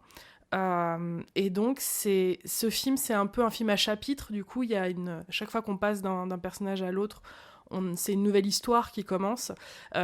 Toutes les histoires sont fascinantes. À chaque fois, c'est ce genre de film où quand on quitte une histoire, on dit « Oh non, dommage, j'aurais voulu qu'on finisse le film avec eux, mais l'histoire d'après est tout aussi géniale qu'on est de nouveau à fond dedans. » Et ce film, je l'avais loué avec ma grand-mère quand on était en vacances et on voulait regarder un film, et on adore la musique classique toutes les deux, et Violon rouge, ça semblait... ça a l'air un peu, ça fait un peu peur et tout ça, donc Pourquoi ce violon est rouge? voilà, pourquoi ce violon est rouge, qu'est-ce que c'est, et donc on l'avait loué, et c'est génial, c'était à fond dedans. Il y a des passages terriblement tristes, il y a des passages qui font peur, c'est ce genre de film qui donne tout. La musique, alors on doit se douter, c'est un film qui parle d'un violon, vous allez avoir de la musique classique beaucoup dedans, et la musique est géniale. Le film a gagné la meilleure musique aux Oscars en 99 du coup. Donc on a tendance à l'oublier, et c'est vrai que la BO de ce film est magique. Le casting, c'est un casting vraiment choral, parce qu'il n'y a pas vraiment de héros. On va dire que l'acteur le plus connu du casting, c'est Samuel Jackson, dont on est du point de vue quand on est de nos jours, dans l'époque contemporaine. Super performance, super personnage d'ailleurs de Samuel Jackson. Donc voilà, vraiment, je fais ça avec tous mes proches et tous les gens que je rencontre, donc je me dois de faire ça avec vous toutes et vous toutes. Regardez Le Violon rouge et vous m'en direz des nouvelles, vraiment. En plus c'est un film un peu à twist et tout ça, donc je veux pas vous en dire plus. Mais je te l'avais montré. Bah oui. Et t'avais bien aimé. Ah oui, oui, oui. Moi, je parlais d'un film que j'ai vu récemment. En fait, j'ai vu récemment, j'ai mis ça que ce film, je le voyais vachement quand j'étais petit. Je crois que je l'ai vu en boucle. Et pourtant, c'est pas un film rigolo. Je l'ai revu adulte, j'ai fait, mais je vais pleurer pendant 1 heure là en fait. Ça va être terrible. Quand j'étais gamin, je suppose que je devais jouer au Playmobil en même temps. Tu faisais pas ça où tu jouais et t'avais un film qui jouait en fond? Si, mais moi c'était avec les Disney que je faisais ça. Moi, j'ai une grosse période, le 5e élément, et c'est pour ça que je connais le 5e élément par cœur. Ah ouais, non, Parce que quand j'étais chez ouais. ma grand-mère, je passais la journée entière à jouer et j'avais le 5e élément en boucle derrière. Donc, je pense que honnêtement, Julia et moi, je pense qu'on peut faire un lip sync du 5e élément en version française, bien sûr. en version française, bourré, en ayant juste dormi 2 heures, quoi. Bref, non, je vais vous parler d'un film triste. Qui est de 98 décidément. Waouh. De Walter Salles, un film brésilien qui s'appelle Central do Brasil. Son titre international, c'est Central Station. C'est triste, mais c'est beau. Donc c'est 2 personnages perdus qui se rencontrent et qui ont besoin l'un de l'autre. Ah. Tout à fait ton genre de truc. J'ai un peu vous spoiler le début, mais ça arrive vraiment dans les 5 premières minutes. On suit l'histoire de Dora, pardon. Elle s'appelle Isadora. Dora, jouée par Fernanda Montenegro, qui va devenir votre actrice préférée du monde, qui a perdu face à Gwyneth Paltrow pour Shakespeare in Love, et vous allez trouver le truc ça va encore plus vous énerver une fois que vous aurez vu le film. C'est pour ce film qu'elle a perdu. C'est pour ce film qu'elle a perdu. Donc vous voyez le film et vous vous dites ok, donc elle a perdu. Donc déjà vous dites un film brésilien déjà qui arrive en nomination de meilleure actrice, c'est déjà assez incroyable. Et en plus elle a perdu devant Shakespeare in Love. Waouh. Oh, merci Weinstein. Donc elle joue une écrivaine publique en fait. Oh. Quand les gens ne savent pas écrire ou lire, ils peuvent faire appel à des écrivains publics qui écrivent des lettres personnelles ou administratives à leur place et qui les postent. Et donc on a cette femme qui fait ça dans une grande gare au milieu de Rio, une grande ville brésilienne. Je l'ai pas dans le résumé non. Et donc largement peuplée, donc on voit les gens qui s'enchaînent, on voit que c'est une femme, elle est pas agréable, elle est pas très sympa. On se rend compte aussi qu'elle n'envoie pas les lettres. Oh non, Elle, c'est en- pas très... Elle encaisse l'argent et elle envoie pas les lettres juste parce que Ça fait chier. elle pourrait juste, elle a l'argent, hein. Ouais. Elle a l'argent, il y a le timbre, elle pourrait juste tendre le bras et non, elle garde les lettres et elle se fout de la gueule des gens avec sa meilleure pote tous les soirs. Sa meilleure pote vient, elles se font une bouffe et un verre de vin et elle lit les lettres. Elle est juste cynique et voilà quoi. Ça l'amuse. Ok. Et un jour, il y a une femme qui arrive avec son gamin qui s'appelle Josué. Et elle veut écrire au père de Josué. Elle dit voilà, il faut que tu vois ton fils, tout ça. Enfin, on comprend que le gamin a jamais vu son père. Et donc, bref. Et la mère sort après avoir dicté la lettre à Dora. Et elle se fait écraser par un bus devant son fils. Oh non. Le fils est du coup à la rue. Enfin, personne ne s'occupe du gamin. Elle est morte? Ah oui, elle est morte. Ah. Elle est morte. Devant nous. En gros, le gamin, je sais pas, il a une toupie ou une balle où il a voulu la rattraper, il a lâché la main de sa mère. Du coup, sa mère l'attendait au milieu de la rue et là, il y a un camion qui arrive et qui la renverse. Non. Donc, ça arrive dans les 5 premières minutes. Ouais. Et donc, le gamin se retrouve littéralement à la rue parce que personne ne s'occupe de lui. Et c'est Dora qui s'en occupe. En fait, elle le voit un peu traîner parce qu'il dort la nuit dans la gare, donc elle le retrouve le lendemain. Elle s'en est rendu compte hein, de la scène. Elle l'a vu, elle a plus ou moins assisté depuis là où elle bosse à la mort de la mère, mais elle dit bon bah c'est la vie quoi. Waouh. On est tous des rats et des chiens. On Personne meurt n'est tous éternel. d'une façon ou d'une autre. Encore un gamin qui va traîner dans la rue, un de plus, un de moins, bref. Puis elle le voit le lendemain, puis ça commence un peu à la travailler. Et donc elle le récupère, et donc ça va être ça le film. Et elle va l'aider à retrouver son père en fait. Et c'est comment cette femme. Et c'est ça, je trouve fascinant avec Fernanda Montenegro, c'est que même si elle joue cette femme qui sur le papier a l'air affreuse, tu ne peux que avoir de l'empathie pour elle. Tu ne peux que vraiment voir un être humain en face de toi et pas un monstre de cynisme Oui, et de cruauté. c'est ces rôles un peu casse-gueule où si c'est pas le mauvais Complètement. acteur, tu le détestes en fait. C'est ça. Enfin, Et en la fait, tu mauvaise ne peux actrice. que l'aimer en fait. Ouais. Et tu peux avoir que envie que Josué ouvre son petit cœur. Et le petit Josué aussi, il est pas. Bon, après, il vient un peu de perdre sa maman, mais il est aussi un petit peu dur comme petit garçon. Et en fait, ils vont tous les deux s'ouvrir l'un à l'autre. Et c'est magnifique. C'est un road trip en fait, parce que le Brésil, c'est immense. Ouais. Il y a aussi un peu de thriller parce qu'ils sont un peu, je vais pas tout révéler, ils sont un peu obligés de fuir un peu là où ils vivent. Donc il y a un peu une petite course-poursuite au début qui les rassemble pour le coup et qui les oblige un peu à fuir, à tout de suite aller retrouver le père du gamin. Il y a un petit subplot qui se fait. Et donc on découvre le Brésil de la ville, le Brésil de la campagne profonde et ouais, c'est un peu cet arc de rédemption de ce personnage de Dora qui va un peu se métamorphoser devant nous. Et la trajectoire de ce personnage jusqu'à la fin est incroyable. Et il y a un moment il y a une scène qui arrive un peu dans la dernière partie du film, peut-être les 40-50 dernières minutes, où on comprend que ça y est, elle a complètement changé, elle est devenue beaucoup plus sympathique. Bon, c'est très léger comme mot ce que je dis, mais enfin c'est là où moi je commence à pleurer. Et je vais pleurer jusqu'à la fin du film. C'est que le film, il prend en fait, pendant tout le film prend ton cœur, il l'écrase, il te le passe au rouleau compresseur. C'est atroce parce que c'est triste, c'est violent, c'est dur. Elle boit, il y a des scènes compliquées. mais en même temps, il est très doux avec toi et tu finis heureux, quoi. T'es pas déprimé à la fin, quoi. D'accord. Tu pleures de joie à la fin et d'émotion et de tristesse. Elle est incroyable. Elle pleure, il pleure, le gamin pleure, tu pleures. Ça se termine bien, même si tout va contre eux du début à la fin. Et c'est un film super tendre et super beau qui a, je me souviens à l'époque, a explosé. Enfin, c'est un film qui allait partout. Mhm. Euh, c'est trop mignon après de voir les acteurs maintenant aujourd'hui, le petit gamin qui est tout grand et qui est dans les bras de Fernanda Montenegro qui est âgé et tout.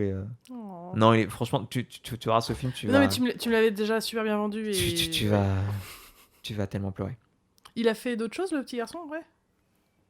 Bah, il a peut-être fait du film du cinéma au Brésil. Mais le mec, tu sais qui c'est? Il a fait un film dans Paris Je t'aime. Il a fait celui que tu préfères. Oui, Avec la nounou. avec... Oui, c'est ça. Il Quand s'appelle tu m'avais parlé du film, j'avais vérifié. Walter Et Salles, ouais. c'est un super court-métrage. Ouais. Mais ouais, Central Station, Central do Brasil. La musique est ouf. C'est vraiment Ouais, la j'allais musique. dire, ce genre de film, il faut une bonne musique, sinon ça marche Ah, pas. bah, la musique, c'est typiquement ces musiques du cinéma des années 90 avec du piano à fond. Ouais. Avec du gros piano Hmm. qui s'écrase le doigt, un peu comme le pianiste. Le Ouais. piano. Attends, le film avec qui se passe en Nouvelle-Zélande. La leçon de piano. La leçon de piano. C'est tout à fait ce genre de D'accord. délire de l'époque, tu vois. Ouais, ok. Non, mais ouais. Si vous voulez pleurer et Bon plan. rire et que ça se termine. Il est long, hein. Il fait quasiment 2 heures. Mais il est bien. Tu vois, Mhm. il est magnifique. Oh, il est incroyablement bien filmé. C'est ouf. Trouvez-vous une copie de bonne qualité sur internet, quoi. Cool. Non, mais ouais, il faut que je le vois. Tu me l'avais bien vendu. C'est le genre de film que je vais trop aimer. C'est le Mandalorian au Brésil. Ouais, j'allais dire ça. On dirait le Mandalorian.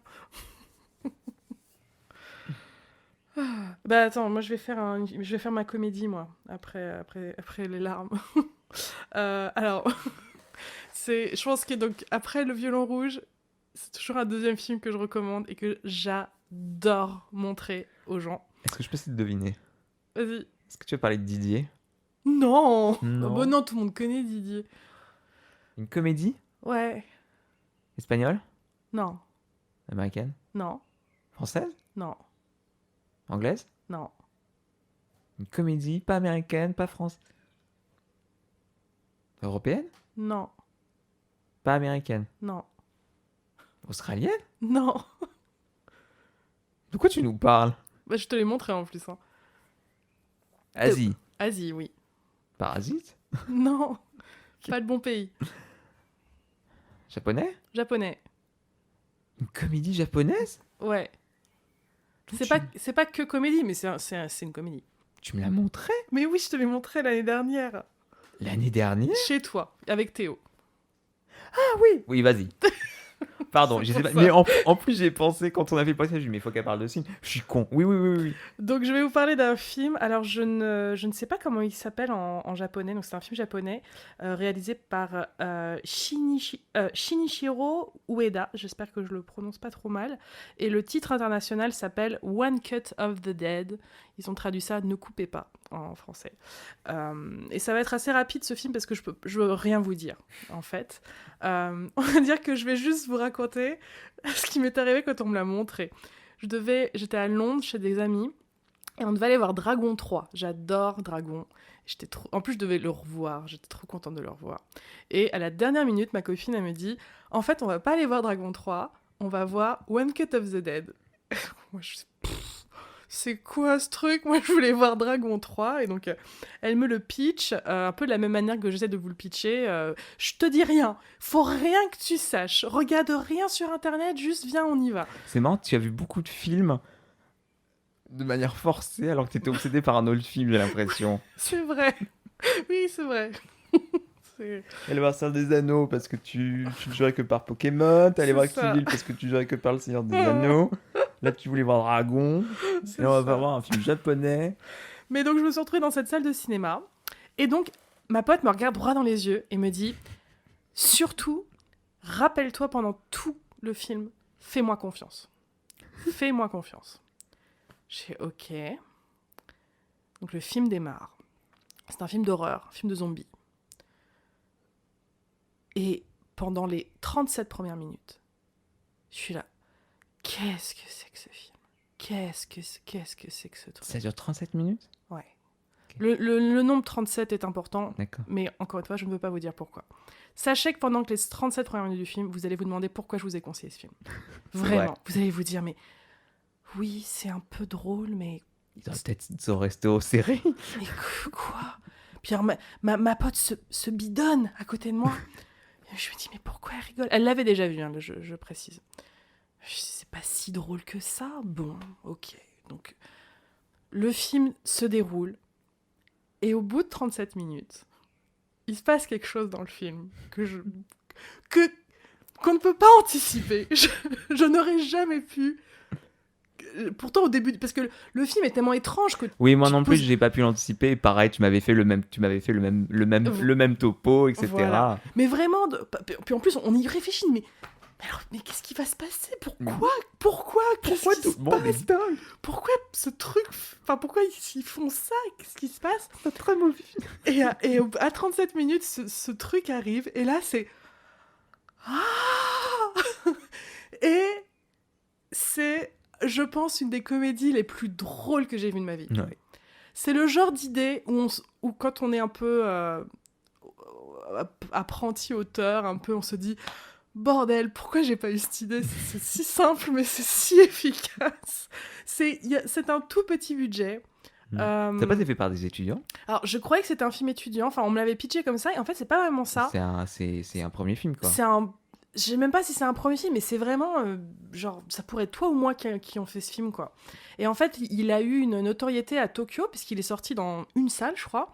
Et en fait, les gens ont adoré, parce que... Enfin, on peut ne pas aimer ce film, je connais des gens qui n'ont pas aimé ce film, mais c'est vrai qu'en règle générale, c'est un film qui plaît beaucoup, et les gens revenaient le voir, parce que c'est un film qui est très intéressant à voir une deuxième fois, et même plus, et du coup, et le bouche à oreille, parce que dès qu'on a vu ce film, on a envie de le montrer à quelqu'un, on a dit « Oh mon Dieu, viens voir ce film, il faut vraiment que tu viennes », donc les gens venaient, du coup... Il s'est répandu dans plus de salles et dans le monde entier, et il a fini dans des festivals. Enfin, et du coup, aujourd'hui, il y a une telle reconnaissance internationale autour de ce film qu'il va carrément y avoir un remake américain, qui est fort dommage. Enfin bon, bref, je dis pas... On le regardera. On le regardera quand même, mais bon, voilà, l'original est tellement incroyable. Je sais pas comment on peut... faire ça autrement en fait, mais bref. Mais donc voilà, je peux pas vous en dire plus. Le film est un peu violent, puisque c'est un film de zombies. Oui. Mais on va dire que ce qui se passe... Enfin, vous êtes entre de bonnes mains. Voilà. C'est pas un film qui fait peur. Je comparerais... C'est pas du tout le même film, mais c'est comparable à l'horreur de Shaun of the Dead, un petit peu. Oui. C'est plus rigolo qu'autre chose. Oui, voilà, on n'est pas là pour... Enfin, ça ne vous empêchera pas de dormir cette nuit, quoi. Absolument vous pas. Vous pouvez le regarder la nuit avant de vous coucher, la lumière éteinte, ça ne vous empêchera pas de dormir après. C'est ça. Puis voilà, donc c'est vraiment... Il est drôle, puis il est aussi un petit peu touchant. Le film est très très émouvant. Oui. Enfin, c'est limite, tu verses pas ta petite larme, mais... Si, tu verses une petite larme à la fin. Puis les acteurs sont trop bons. Les acteurs sont trop attachants. Et non, ouais, c'est cool de... Vous allez avoir des répliques cultes après ce film, c'est-à-dire que vous avez des... vous allez regarder vos amis enfants en faisant POM après ce film. Et aussi action. Bref. Non, puis c'est bien de voir des films un peu internationaux, et le cinéma japonais, c'est pas que les yakuza. C'est ça. Généralement, ce que les médias essaient toujours de nous rapporter un peu toujours les mêmes films du cinéma japonais. Le cinéma japonais est fascinant, il y a 1 milliard de choses à voir. Ouais. Et il y a souvent ce genre de petites perles qui arrivent. Et ça, c'en est une. Je suis évidemment... Alors, je l'ai trouvé qu'en ligne au départ, parce qu'il n'est pas du tout sorti en France.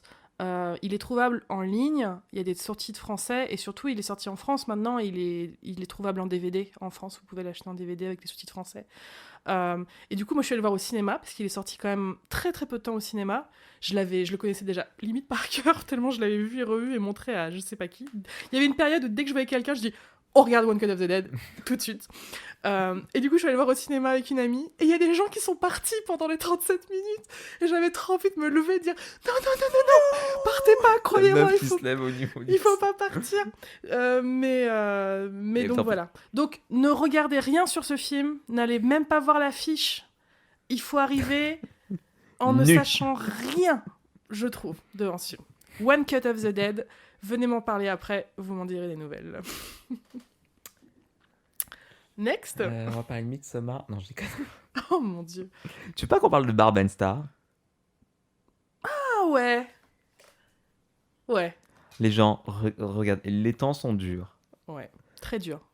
Ouais, ils sont pas faciles. Et il y a une espèce de petite bouffée de chaleur qui nous est arrivée il y a pas longtemps. Barb and Star, qui est un film qui se prend pas la tête. Et ce serait bien qu'on en ait un peu plus des films comme ça, par un duo. Tu cherches le nom aussi? Alors, c'est fait par deux scénaristes qui nous ont offert également un de nos films préférés avec Sébastien, qui est Bridesmaids, Oui. un film de Peter Feig.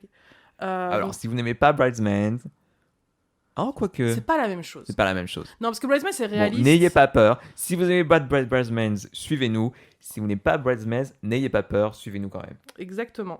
Donc, c'est deux scénaristes, dont une que vous connaissez sûrement, qui est Kristen Wiig, qui faisait partie pendant longtemps du casting Saturday Night Live, qui a fait plein de films, qui joue aussi dans Bridesmaids et tout ça, et une partenaire avec laquelle elle écrit pas mal, avec laquelle elle a écrit Bridesmaids, qui s'appelle Annie Mumolo, j'espère que ça se prononce comme ça, qui jouait aussi dans Bridesmaids. Elle faisait la meuf qui a peur dans l'avion avec elle. We're going down!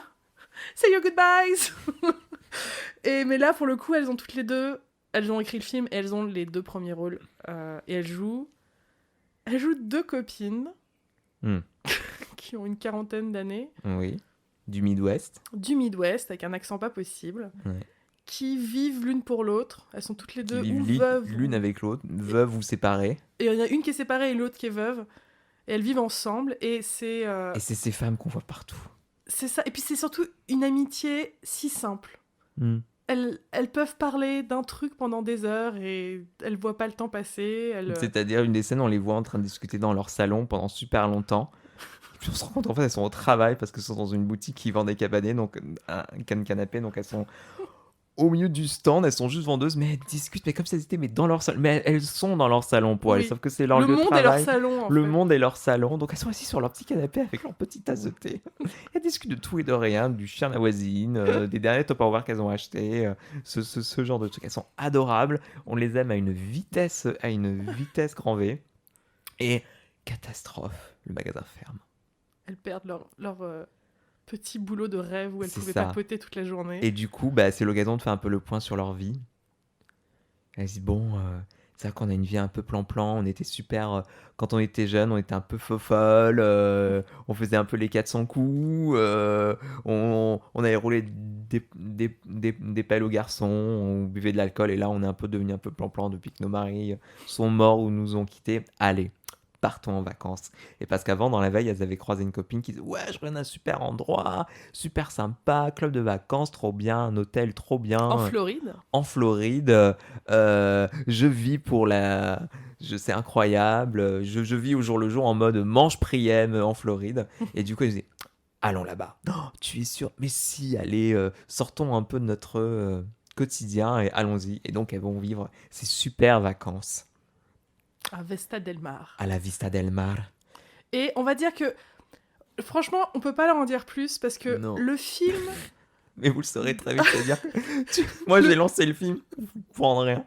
Et tout d'un coup, au bout de 3 minutes, le film a pris le canapé sous moi, il a fait zoup et l'a retiré. Et Pardon. En fait, c'est vraiment ça. On pense démarrer un type de film et au bout, mais même pas de 3 minutes, même moins... C'est vraiment genre... Hein? Quoi? Qu'est-ce qui se passe? Qu'est-ce qu'il dit? Quoi? Et tu dis, mais ça va être ce film. Du coup, c'est un film extrêmement absurde. C'est ça. Alors, c'est peut-être pas de l'humour de tout le monde. Non. Nous, c'est notre cam. Enfin, moi, j'étais au sol pendant tout le film. Oui. C'est un super film sur l'amitié entre femmes aussi, qui est... Enfin, c'est super méga touchant. Et c'est aussi je pense qu'elles ont sauvé la carrière de Jamie Dornan. Oui, qui est dedans, qui est adorable, qui a une magnifique chanson qu'il chante. Je sais pas si c'est lui qui chante ou s'il est doublé. Je sais pas, tiens. Faudrait que je regarde. Pour son amour aux mouettes. Mais honnêtement, Enfin, vraiment, elles ont... Ce mec est méga drôle. Voilà, on savait peut-être pas. Il joue bien les serial killers, il joue bien les sociopathes dans Fifty Shades. Ou non, il joue pas très bien, justement. Non. Mais il est aussi un grand comédien, Oui. très très drôle, et elles l'ont prouvé. C'était un super rôle pour lui, Elles heureusement l'ont qu'il l'a fait.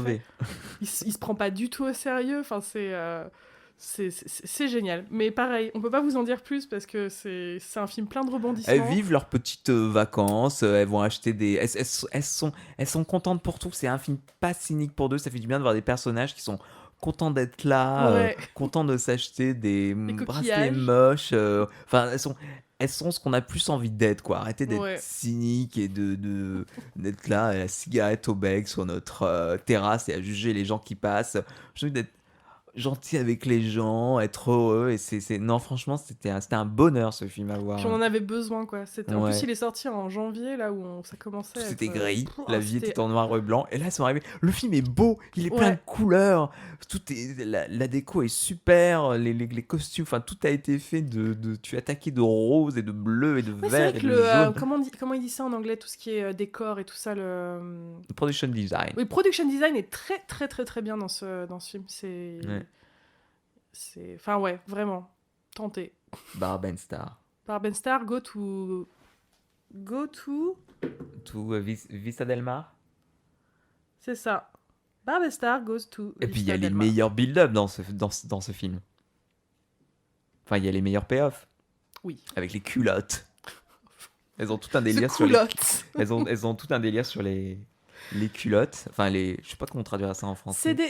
Enfin, personnellement, quand je suis en vacances, j'en mets aussi. C'est ces pantalons qui sont en toile et qui sont très larges et très légers. Donc en vacances, c'est élastique, donc vous le mettez en Mhm. 2 secondes. Et en anglais, ils appellent ça... Alors, je sais pas comment on appellerait ça en France. Mais en tout cas, ils appellent ça des culottes, D'accord. littéralement. Alors, elles prononcent ça culottes. Et donc, elles mettent des culottes. Et donc ça revient assez souvent dans le assez film. souvent. Et à la fin, tu fais Les culottes ont un rôle très important. tout ça a été fait pour le build-up de cette scène. T'es là genre oui. Et il y a un C'est, autre build-up encore plus à la fin. Parce qu'en fait, l'humour des Kristen Wiig et compagnie, c'est qu'elles sont aussi très très fortes en impro. Et tu Ouais. sens qu'il y a des scènes. C'est un peu comme les Melissa Marcati et compagnie où tu sens que ces acteurs sont très forts en impro et qui peuvent. Tu peux allumer la caméra et le personnage va partir dans un monologue ou un échange avec un acteur en face qui peut être aussi dans ce délire-là. Et tu peux avoir une heure de rush pour à la fin choisir que juste 3 secondes de réplique. Mais souvent, tu as ce genre de... Dans Bridesmaid, il y a cette dispute Avec l'adolescente. avec l'adolescente qui dure 10 minutes. 10 minutes. Je sais pas qui c'est que cette actrice adolescente qu'on n'a jamais revue. Je sais pas, mais elle est extraordinaire. Elle est dans cette extraordinaire, mais c'est donc Kristen Wiig et cette actrice qui s'envoie des insultes hyper shady scène. pendant 10 minutes. Ça dure 30 secondes dans le film. Ça dure 30 secondes dans le film et la dispute dure 10 minutes. Et c'est de pire en pire. Elles se disent des... Et c'est pas Des que des trucs atrocités. écrits, quoi. Non. C'est pas que des trucs- c'est vraiment les acteurs qui improvisent qui sont très forts là-dedans. Et c'est aussi ce genre d'écriture. Et donc on peut avoir souvent ça se sent. I dans le feel film. bad for your parents. I feel bad for your face. Et donc il y a un moment où elles partent un peu dans ce délire-là. Et pareil, ça a un résultat, un payoff à la fin du film qui est incroyable. Donc ouais. Regardez Barben Star. Et moi j'ai un dernier film à présenter. Oui. Et c'est un thriller. Ouh. Je sais pas si j'ai déjà parlé de ce film. Ça s'appelle The Invitation. Tu l'as vu il y a pas longtemps, ça? Je l'ai vu il y a 1 an ou 2. Ça me dit rien. C'est un thriller qui est sur Netflix. Donc, si c'est sur Netflix, je pense qu'il a déjà dû être vu par pas mal d'entre vous. Qui est réalisé par une réalisatrice qui s'appelle Karine Kusama, qui est un huis clos. Le personnage principal, c'est ce mec que j'appelle cet acteur Tom Hardy 2.0 parce que je trouve qu'il se ressemble beaucoup, mais il s'appelle Logan Marshall Green. Et en gros, ce mec a vécu une tragédie il y a quelques années. Il a perdu son fils avec sa femme. Enfin, tous les deux ont perdu leur fils dans un accident extrêmement violent. Et on voit que leur mariage n'a pas survécu. C'est un film de quelle nationalité? C'est un film américain. Un film américain qui date, il est assez récent, il date de 2015. Et donc voilà, on voit que leur mariage n'a pas supporté la perte de leur enfant. Ils ont divorcé. Il a maintenant une nouvelle petite amie avec qui ça a l'air de se passer plutôt bien. Et ils ont été invités, tous les deux, à un dîner chez son ex-femme et son nouveau compagnon qui joue le fuckboy de Daenerys dans Game of Thrones. Oui. Je sais plus comment il s'appelle. acteur. Mais du coup, donc ils se rendent tous les deux à ce dîner où il y a tous leurs vieux amis.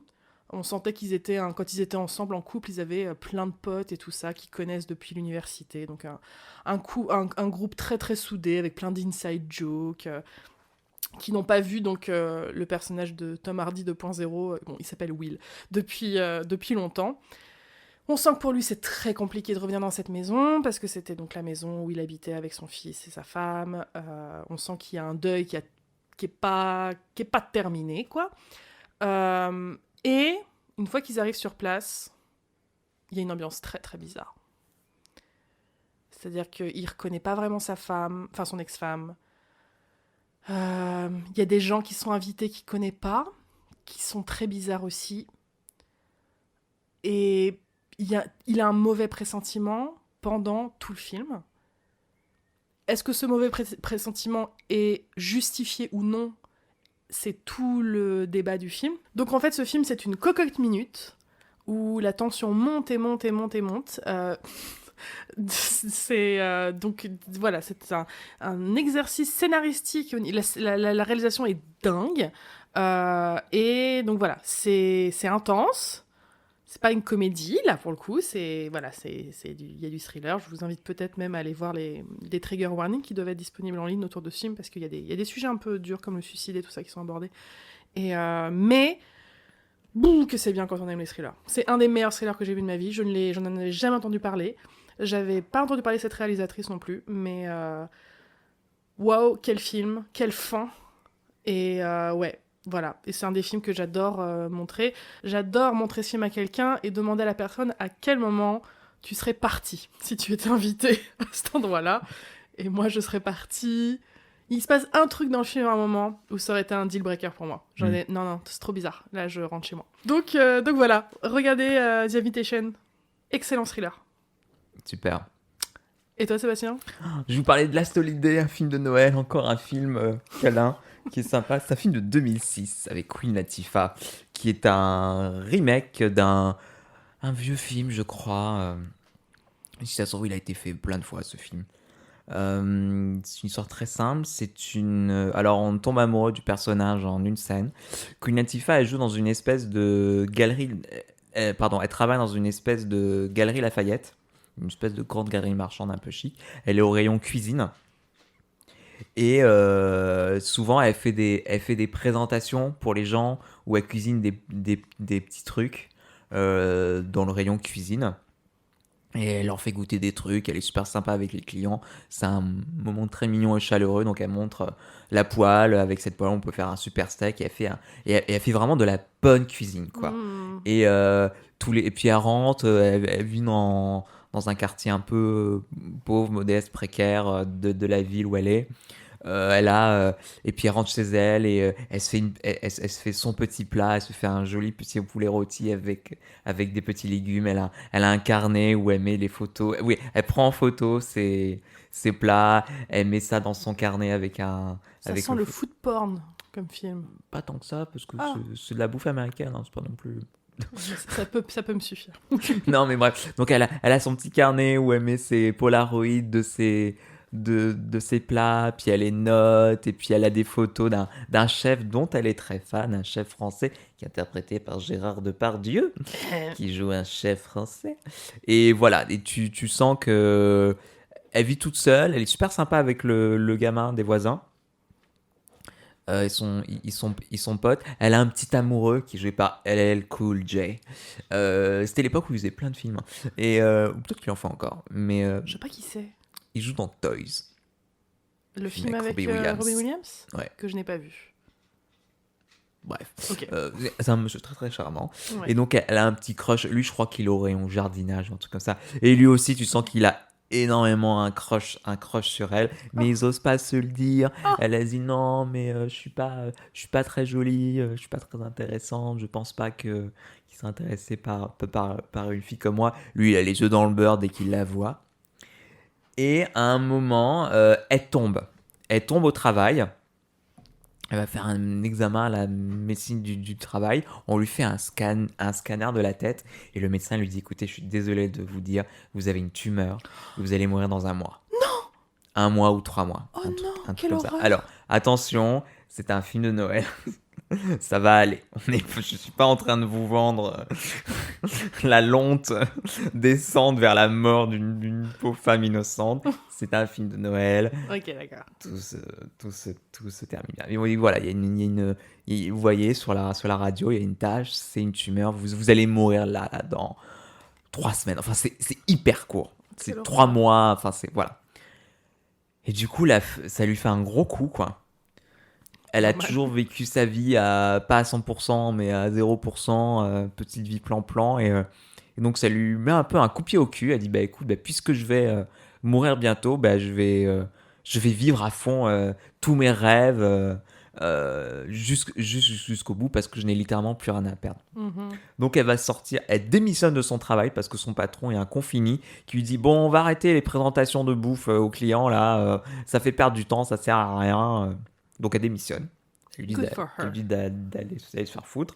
Elle va à la banque, elle tire tout son argent et elle va dans un super hôtel. Je sais plus comment. Oui, elle va dans l'hôtel où est le chef, où est Gérard Depardieu, dans un pays d'Europe de l'Est complètement fictif comme le cinéma hollywoodien adore faire.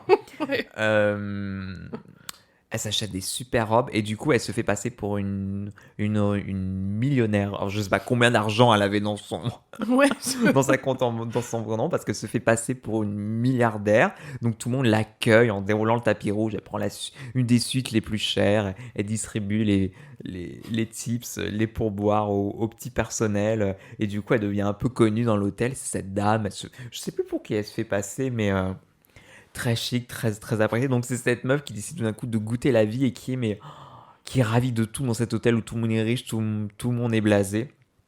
Il y a plus ou moins vaguement des antagonistes dans l'histoire et elle apporte un peu de fraîcheur parce elle est gentille avec tout le monde, elle est polie, elle est fascinée par tout. Et donc elle arrive à table et elle commande tout. Elle dit Mhm. vous voulez quoi? Elle dit je veux tout, je veux tout ce qu'il y a dans le menu parce qu'elle veut goûter tous les plats que fait Ouais. son chef complètement fan et donc on apporte la commande au chef et t'as Gérard Depardieu donc qui est dans ce film, qui a un rôle important dans ce film là, qui dit mais c'est qui cette fille qui demande cette femme qui demande tout, bah elle a tout demandé donc il va la voir et elle lui fait un super compliment et ils ont une. Ouais, alors c'est le plot twist de ce film. Queen Latifah et Gérard Depardieu ont la meilleure alchimie de l'histoire du cinéma Ok. que je n'ai jamais vue. Ils deviennent super potes. Et là, il a enfin une meuf qui apprécie la bouffe vraiment, qui est pas pédante, qui s'y connaît, qui a une vraie amour de la nourriture. Ils vont marcher du Oh. coin, bras dessus, bras dessous, pendant que Gérard Depardieu, avec son accent anglais, avec son accent français, en parlant anglais à couper au couteau, je comprends pas un mot, qui commande ou il hurle au marchand Give me some lobster and give me some shrimps, bring it to J'imagine the très bien. hotel. Bref, Gérard Depardieu, mais ils fonctionnent super bien ensemble tous les deux. Et c'est le film le plus wholesome au monde. C'est vraiment le film de Noël à voir. C'est très mignon. Est-ce que c'est pas ce film-là? Je me souviens quand la comédie Oui, romantique avec Rebel je Wilson était crois que oui. sortie. Il s'appelle Isn't It Romantic? Rebel Wilson avait dit oui, c'est la première fois qu'une comédie romantique avec une personnage principale grosse, alors que un film avec Queen Latifah Je existait. crois que c'était. Ouais, Et je il me crois semble que que ça doit être ça, ouais, je je suis pense. pas, je suis pas sûr, mais je crois que oui, c'était Parce que celui-là. c'est une comédie romantique, là, ce que j'ai Oui. l'impression. Oui. Ouais. D'accord, d'accord. Ça a l'air trop bien. Non, franchement, c'est à voir. Vivement Noël. Même pas pour Noël. Est-ce que toi aussi t'es... Moi, je le reverrais bien tous les Noëls, quoi. Oh, trop bien. Mm, mm. Mais non, et Queen Latifah, elle est incroyable. Enfin, tu ne peux que aimer elle. Enfin, Ouais. Elle joue vraiment bien ce personnage. Mm. C'est vraiment adorable, ce personnage. Trop cool. C'est trop bien. Puis c'est vraiment ces films des années 2000, quoi. Ouais. Où on était. Enfin, comment dire. Maintenant, on peut plus trop faire des films sur la richesse et tout. C'est genre un peu gênant maintenant. Ouais. Et donc voilà, c'était l'époque où on était encore un peu trop innocent et on pouvait encore rêver de la richesse et et des grands hôtels et de la bonne bouffe super chère Mhm. et des jolies robes et des machins, sans avoir une espèce de remise en question à tout ça derrière, quoi. Mhm. Donc on se replonge un peu dans cet état d'esprit de l'époque. Ouais, Mais non, mais c'est franchement très mignon. ça donne envie. Ouais. Et bah ça vous fait plein de films à regarder. Ouais, désolé. Désolée. Mais comme on vous a dit, on reparlera plus jamais de cinéma, donc c'était... Voilà, comme ça on en a parlé beaucoup. Oui. Ça durera moins longtemps les autres épisodes. Bon, et après on retourne aux séries. Et on retourne aux séries. Mais voilà, ne pas oublier que le cinéma c'est très important pour nous. Enfin moi je sais que j'ai pas mis les pieds dans une salle de cinéma depuis février 2020 et je me rends compte que c'est la première fois qu'une activité que je faisais aussi régulièrement que j'arrête d'une manière aussi brutale en fait. C'est très bizarre. C'est quoi le dernier film que t'as vu au cinéma? C'est Queen and Slim. Alors moi je sais plus si c'est Little Woman ou Parasite. Moi c'est Je pense Parasite. que c'est Parasite. C'est Parasite parce que je l'ai vu juste avant les Oscars ou juste après. Après, c'était la ressortie après qu'il ait gagné aux Je Oscars. l'ai vu juste après et on est parti en confinement. Ouais. Pas loin après. C'est un bon dernier film à voir. Ouais. Mais ouais, ça me manque énormément. Regardez Parasite. Peut-être qu'on pourrait faire ça régulièrement. Petit point cinéma. Aux prochains Oscars? Une fois par an. Ok. Un petit rendez-vous annuel. Voilà.